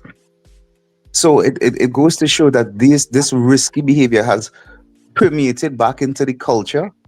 And we as law enforcement now have to take, I would have to say, we have to take the a little bit more aggressive approach. And remember, when we do these things, people sometimes say, well, we should be focusing on crime, but you mentioned that 19-year-old, that's a parent's nightmare. That is an absolute nightmare when your son, your 19-year-old son, as far as you know, went into Port of Spain to do something and never returned home. Yeah. So is it what people are alluding to, the fact that the demerit points have been scrapped, why people have gotten more reckless on the road? Is there evidence to support that? Well, I think any suggestion of stuff is anecdotal at best. However, what we're seeing is for this year, especially like I said in the last quarter, a definite change in some risky behaviors by drivers, and the consequences again still show that injury and death, and serious injury and death continues to be sadly the outcome of these incidents. Another issue I have, Brent, and I'm sure a lot of people have, is that because I see the police cars parked up. I see them parked up in strategic places where they're flashing blue lights. I guess to monitor traffic and to monitor what's happening on the road. But sometimes I see people doing all kind of madness on the road. But the police cars they don't go after them. I mean, you couldn't do that cross country, Florida. They will come after you. If they see you exceeding the speed limit or overtaking improperly or going in and out of traffic, they will come after you. Why isn't that? Why does that happen here? But that's disappointing. To know that these infractions will be happening in front of their view, and the police will act on it. I would hope that the police are being vigilant and not in the police car watching their phones. It is a tough balance. Where they have gone after somebody. I've seen that happen. But I get what you're saying, Wendell. Sometimes it looks like they're not doing anything. I also want to mention that you mentioned Florida, right? And I was, what we have to move towards, and this is for the public's benefit. I'm hoping, because the laws for the speed camera systems are already in place. It's just a matter of implementing the infrastructure and the technology. So, and I think I've been on the program speaking about these spot speed cameras a couple of times with you guys. And so we're really hoping that budgeting also includes this stuff, because remember, that's going to be 24 hours, 365 days a week. There will be no need for the police to stop cars, shoot and stop, and then inconvenience everybody because everything is coming in your meal. And that's going to be the advanced type of enforcement. You mentioned the I-95. The I-95 is sometimes 7-8 lanes. You ever see police stopping to do a road check on that highway? That'll be craziness. Yeah, you're right. But they go after you. They will go after you. Yes. The state patrol and then the Florida Highway Patrol, you don't mess with them. But it's the technologies are a key part as well. So we're really hoping for that support. And we're asking all road users of Trinidad and Tobago, please remember you are part of the solution to make the road safer. I don't know, that culture of people staying in that fast lane and not moving because they tell themselves they're in a Rima, but they turn in right to going right by St. Augustine and they go all the way down the road on that right lane. They will not move. Yeah. Yeah, and we've seen. I remember the other day, the Prime Minister's escort was going up the highway, and there was this aqua that was in the right lane and didn't want to move for the escort vehicle, and the police had to literally, the motorcyclist had to go and push it off, as in guide him off that. What are you paying attention? How often you're not scanning your rearview mirror at all to see a whole convoy of cars behind you and motorcycles with blue lights? So. It's a tough balance, but I have to go, gentlemen. Thanks so much for bringing the issue of road safety again up to the public.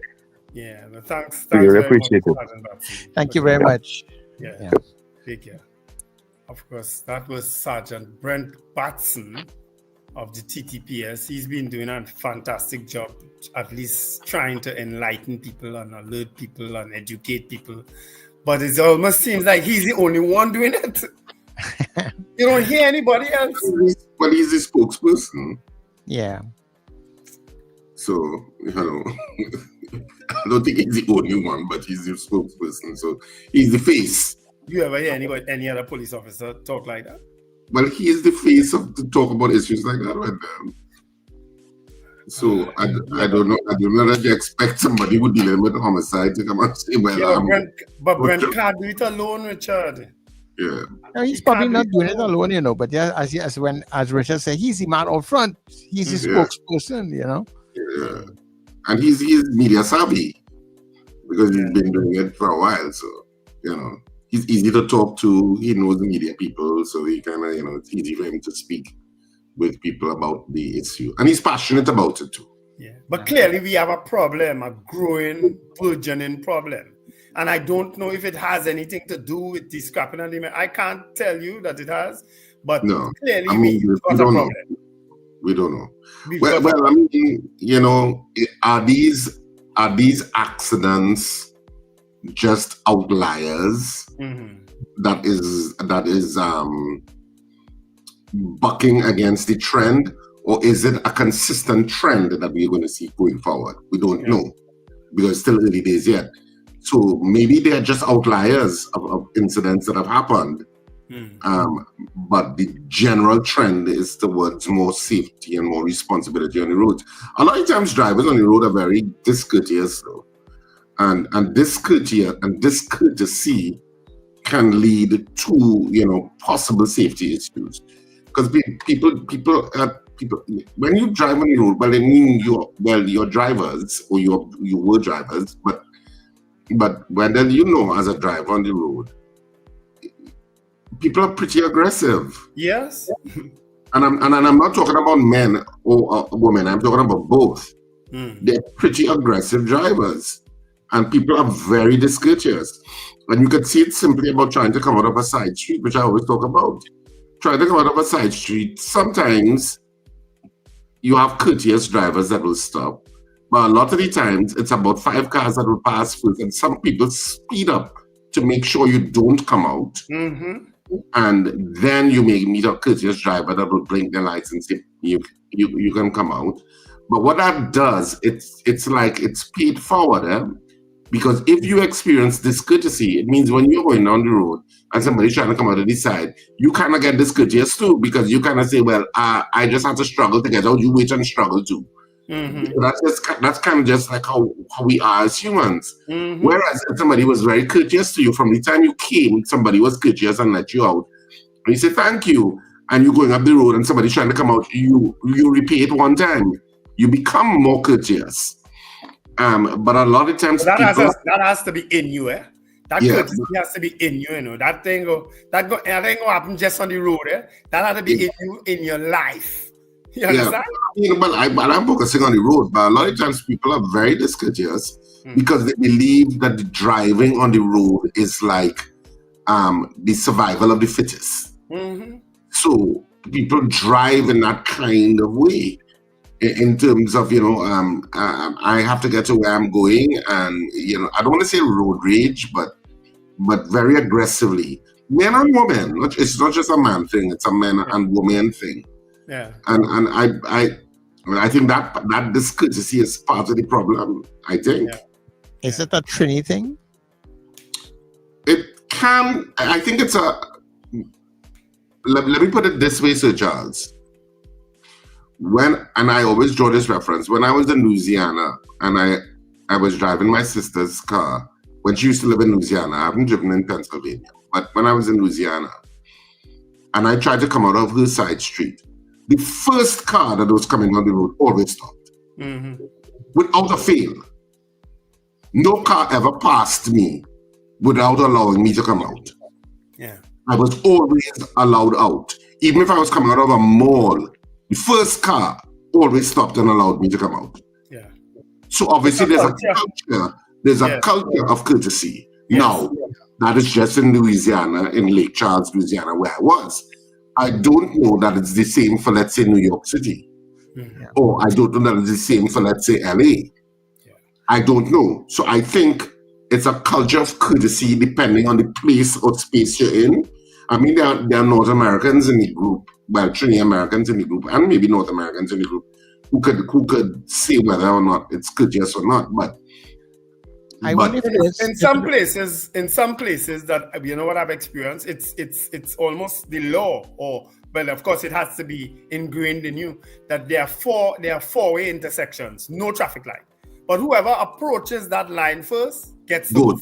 And you must observe the other people to know who's first. You understand? Yeah. That kind of works in Trinidad sometimes, but not all the time. It kind of works, but there's always what I will call a bully who decides that I now reach and I go in. Yep. And they will go. And the others will. That bully is a man, eh? Yeah. Yeah. A lot of times it's a man. The person who does not give you the chance, inevitably, sometimes it's a woman. Yeah. Well. In Trinidad. All right, guys. So can we take a couple calls going up? Yes, we can. Let's take Lincoln. Let's make sure Lincoln gets in, please. So, Lincoln, you can call. Oh, why are you treating Lincoln like that? Huh? Well, you ain't seen Lincoln on the chat. Lincoln want to produce this show, I'm telling you. Let's start getting guests first now, Lincoln, sometimes. Anyhow, let's go to the line. Good morning, caller. Good morning. Yes, I'm bullying the show this morning. Well, I finished reading news since 7:30. Talk till 7:55, and then want to squeeze in two callers and hustle them off the phone. Anyway, let me get to my point. Yes. If I recall correctly, Gary Griffin had said there were 200 firearm users applications that he had to take, and that is why he couldn't deal with all of that. So when the police make a statement now that 50,000 applications has not been affected, you're telling me 150,000 application has been affected.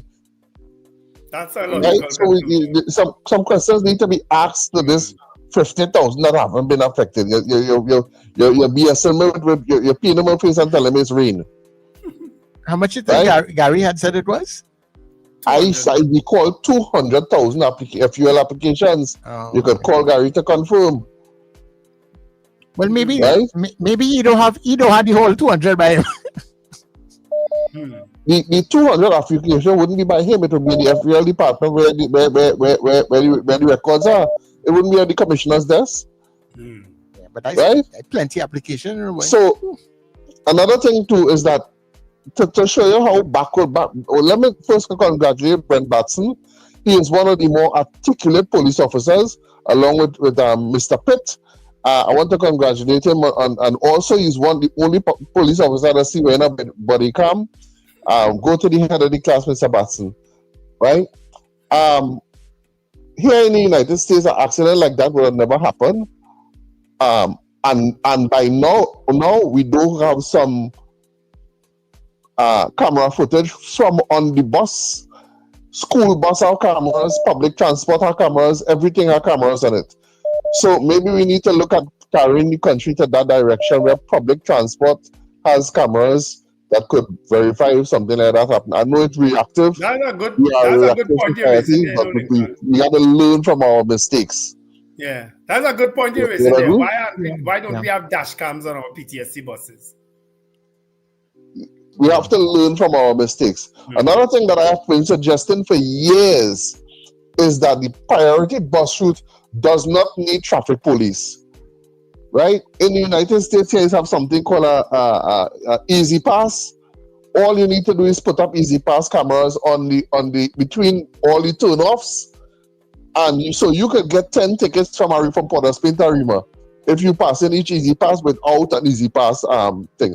You give the bus route, you give the maxi drivers who pay for the thing a Easy Pass. You give the people the ministers and whoever you plan to give bus route pass, you give them an Easy Pass, and you take all those police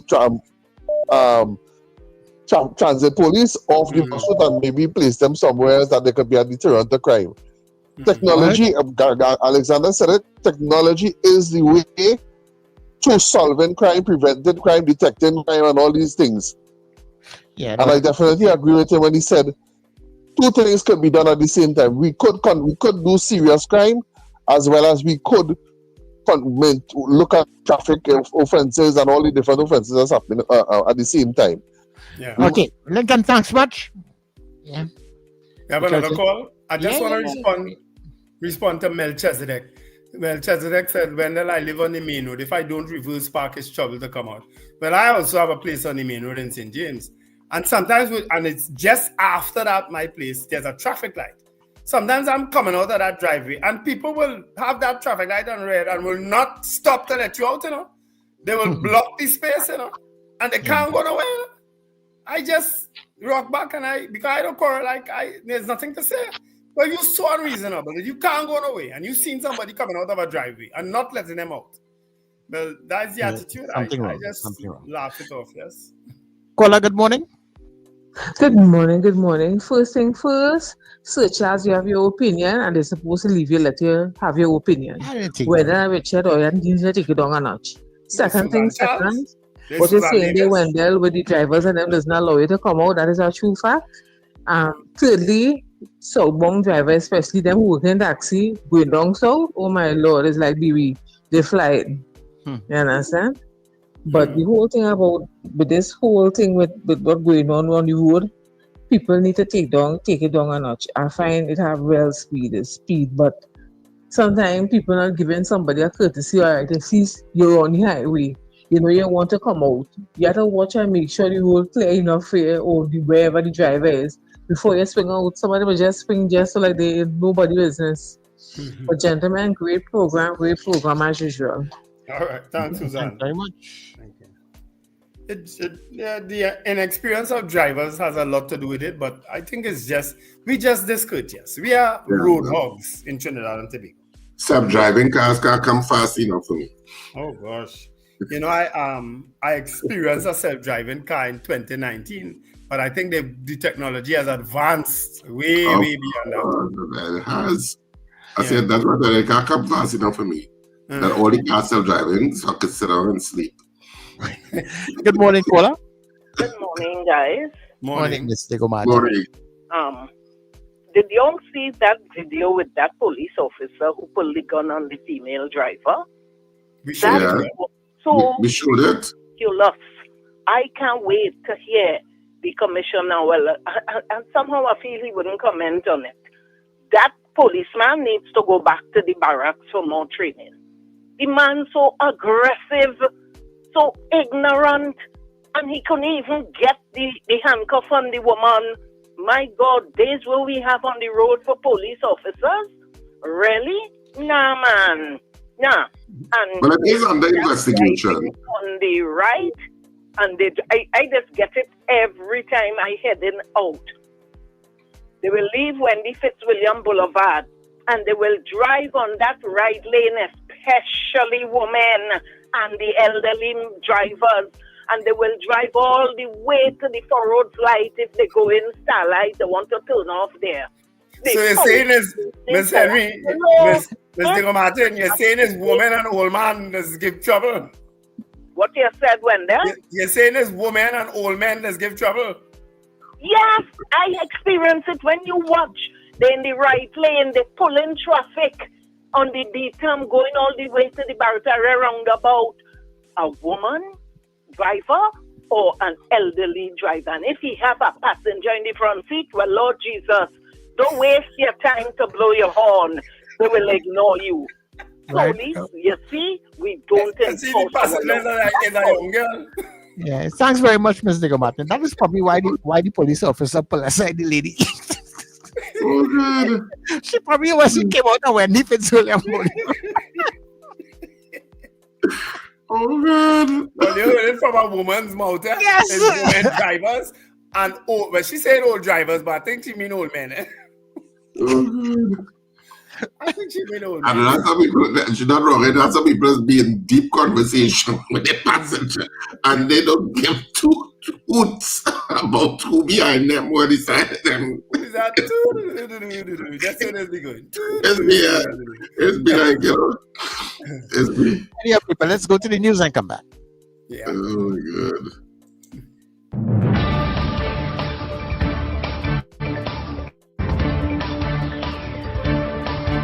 The news you need, the clarity you deserve. Local, regional, global. This is Net Radio News Now. This is News Now on New Era TT Radio. I'm Derek. Minister of Rural Development and Local Government Khadija Amin says she will not be intimidated by threats to her safety and remains committed to serving her constituents. She praised the security services for their intelligence gathering and safety measures, saying they continue to put systems in place to protect citizens. Amin stressed that her presence in St. Augustine and across Trinidad and Tobago will not be hindered by threats. She also pointed to the government's anti-corruption drive, noting that cutting waste will free up resources for food cards, school support, laptops, and job opportunities for young people.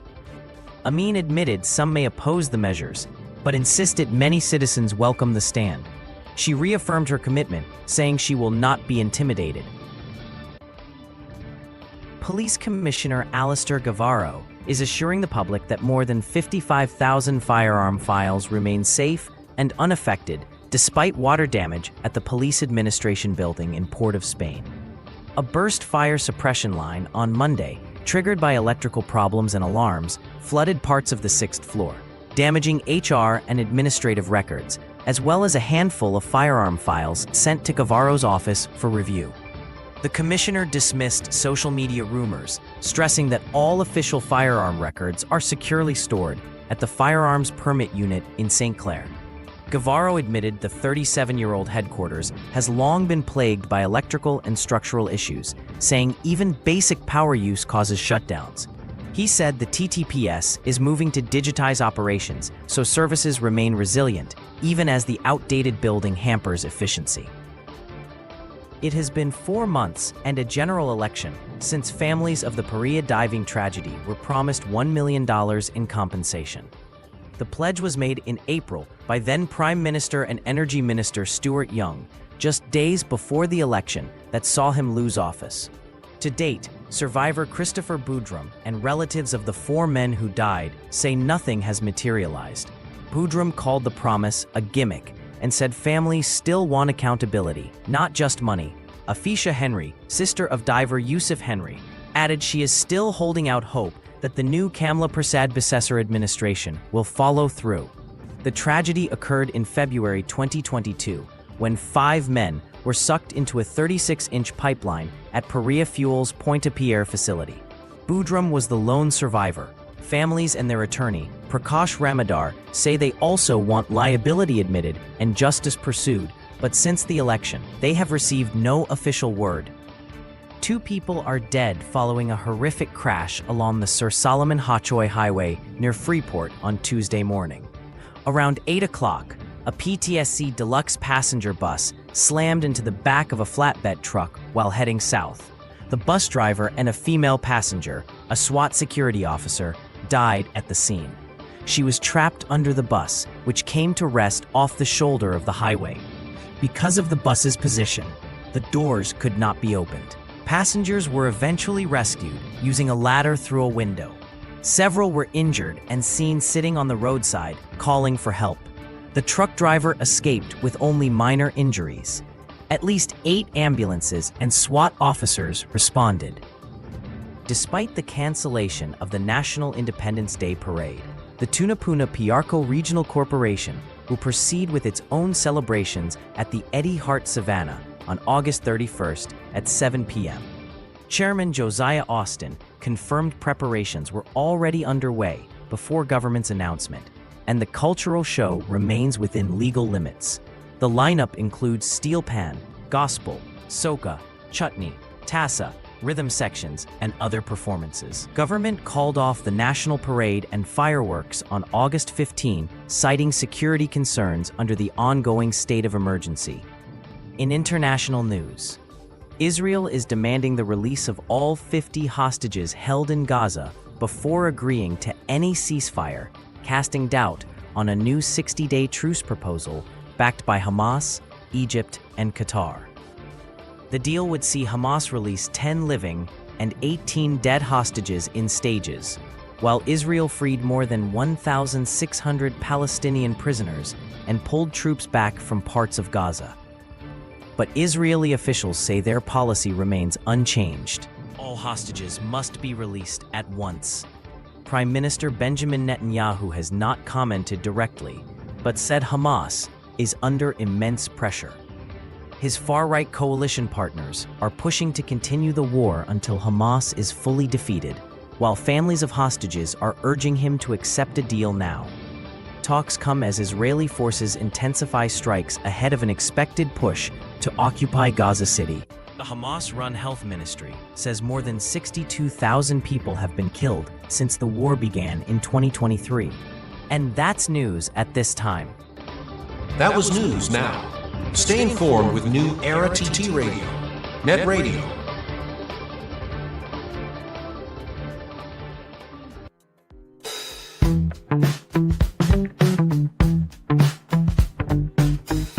S&H Rum Box, 137 Western Main Road, St. James, for all your retail and wholesale needs for alcohol and non-alcoholic beverages. Call us at 686-0599 or visit us at 137 Western Main Road, St. James. S&H Rum Box, drinking out of the box. Charmflair Auto Services Limited, your one-stop auto repair shop, located at number 1 Industrial Lane, Charmflair, right opposite the brewery on the Eastern Main Road. Yes, we do it all. Repairs to all makes and models, from your everyday sedan to SUVs, light trucks, pickups, and panel vans. We're also the sole distributors of Davanti tires, certified VTS inspection station, plus a wide range of services: oil change, front end and suspension repairs, tune-ups, tire alignment, batteries, electrical work, radiator and cooling system, AC repairs, and accessories galore. We offer pickup and drop-off service too. Call us today at 662-6545 or 662-6572. Follow us on Instagram and Facebook. Charmflair Auto Services Limited, number 1 Industrial Lane, Charmflair. We do it all. Coach, yes, Coach, are you passionate about serving others and supporting people as they reach the highest version of themselves? My name is Jesse McBarrow, and I've been able to earn a living as a life coach serving people all around the world, and so can you. Are you ready to be internationally certified? Enroll today for this program and learn everything that you need to know about being a professional life coach. Listen, there are payment plans available as well too, so see you in class.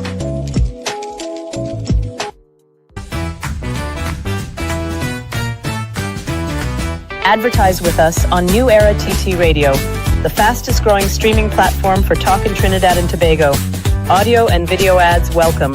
Elevate your brand with us. Connect with us at newerattradio@yahoo.com or call us at 299-5156. Now what are you waiting for?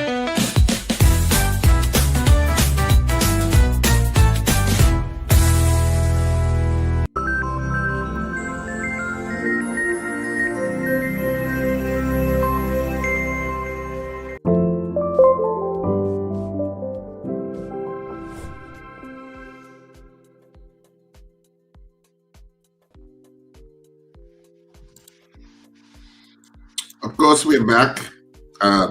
We're back on the breakfast show this morning as we, in our closing off minutes, I don't know if we could squeeze in a couple calls or if we just go straight to the end. But Squeeze them, man. Congratulations to the Tuna Piako Regional Corporation and the Chairman Austin for going ahead with their Independence Day fireworks display at the Tunapunas at the Eddie Hat Savannah. They've been having that for quite a few years now. So that's where people would converge. Well, I guess so, you know. Arima, what did Uncle Bali tell you? With that money. With that money. He's still waiting on Uncle Bali too. But there'll be Pan on the Avenue. Hopefully I'll be a lot better for to go to the Pan on the Avenue then.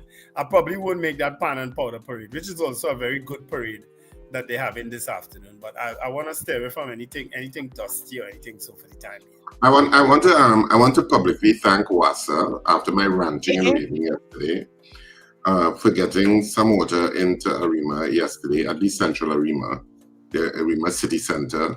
And they were very communicative about what the issues were and stuff like that. So thank you, Wasa, for your yes, of course. Yeah. He have real influence, you know. Don't get tired of your voice, you know. No, for your professionalism in dealing with the matter, and you know, all of the various people who assisted in trying to resolve the issue and what the hell is going on in Arima. So thank you, and thank you very much for hearing the cries of those in the city center of Arima yesterday. I must go and check my tanks and see what's going on. Thank you, Wasa. Yeah. I'll try not to rant and rave again.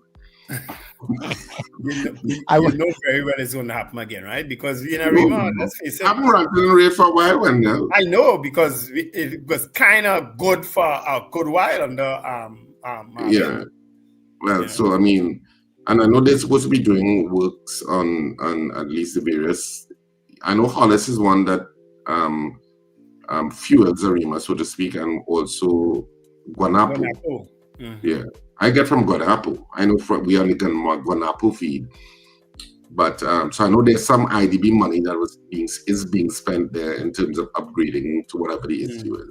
So, so anyway, but ultimately, I want to say thank you. I can't rant and rave and not say thank you. And not say thank you. Right? When they pulled through, and they were very professional in terms of how they dealt with it. Even follow-up calls to check on what's going on. Am I getting water now? Things like that. And it's not just for me; it's really in the area. Mm-hmm. The city center of Arima. So anytime the city center of Arima doesn't have water, it's just all of a sudden you see water trucks all over the place. You know, fueling restaurants and stuff like that. Because so you in your rant yesterday, let's get this clear. So Charles, let's make sure I'm getting in your rant yesterday, you would have outdone the MP, the mayor, and the councillor, because them rant. Yes. None of them rant. Penelope Beckles rant. Paddy Rama rant. And who's your councillor now? Kim Garcia. Who's your councillor? You know, I'm not sure. Right? It could be. I think it's Kim Garcia. And she rant, but Richard rant, and Arima had water because of Richard's rant. Just let all your Arima people know that. No, we have water because of WASA. So thank you, WASA. That's all I'm saying. Any calls came through, Sir Charles, because I know we're about to close now. No calls came through. So they know better than to call at this time. You know, so. They know better than to call at this time, Wendell. They know how to wrap up so that they don't apologize for that nonsense. Half-hearted, you didn't demand, you know, hey, this is the number, call now. Yeah, we were kind of half-hearted about it, you're right. So this is where we end the breakfast show for this morning. So have a fantastic day, whatever you do. It is midweek. Remember to smile and laugh. It's great for your health. Of course, theatre is going to be back on September 6th and 7th at Napa River Bowl. Saturday the 6th at 8:30 and Sunday the 7th at 6:30 p.m. Tickets are on sale from at K Squared Fashions in C3 Center and Brentwood Mall in Chagonas. And of course, at Friends of Marabella by the Roundabout. and the Nap River Bowl box office will open from September 1st, which is not this week. That will be next week, Monday, is it? No. What date we are on today? The 20th? 20th. Oh, no, it'll be 2 weeks away from now. September 1st is when Nap River Bowl will open up. The box office and Nap River Bowl will open. But certainly outlets will have their tickets way before, so get your tickets early. I mean, the responses and the feedback from that Queen's Hall show has been fantastic. Some people rating it 12 out of 10. So it has been fantastic. Some people say they're going to come and see it again. So, I mean, it is hilarious. As I told you, when we were in Queen's Hall, I am sure people in Hilton wanted to know what the hell was going on. Because a crowded and packed Queen's Hall screaming at the top of their lungs is, I am sure, being heard at Hilton. Yeah. So, don't forget from September 1st, we migrate to Gael TV. All right? Oh, yeah, we do. We migrate to move, Gael TV from September 1st. We moved from M&E TV over to Gael from September 1st. Thanks for raising that, Wendell. Yes. So you have to switch. So you have to switch your channels from him. Yeah, you'll have to switch your channels. Over from M&E TV over to Gael. We'll be there from September 1st. All right. All right. So have a fantastic day, whatever you do. Remember, New Era TT Radio continues on the stream, newerattradio.com, and on TuneIn at New Era TT Radio. And of course, lots of fantastic programming for the rest of the day. Don't miss it and don't go anywhere. All right. Folks, have an absolutely wonderful day. Remember, one life, live it. All right. So this has been the Breakfast Show. Woo! Yeah, yeah, yeah, yeah, yeah, yeah, yeah. Yeah, yeah, yeah, yeah, yeah, yeah, yeah. Wake up, it's a brand new dawn.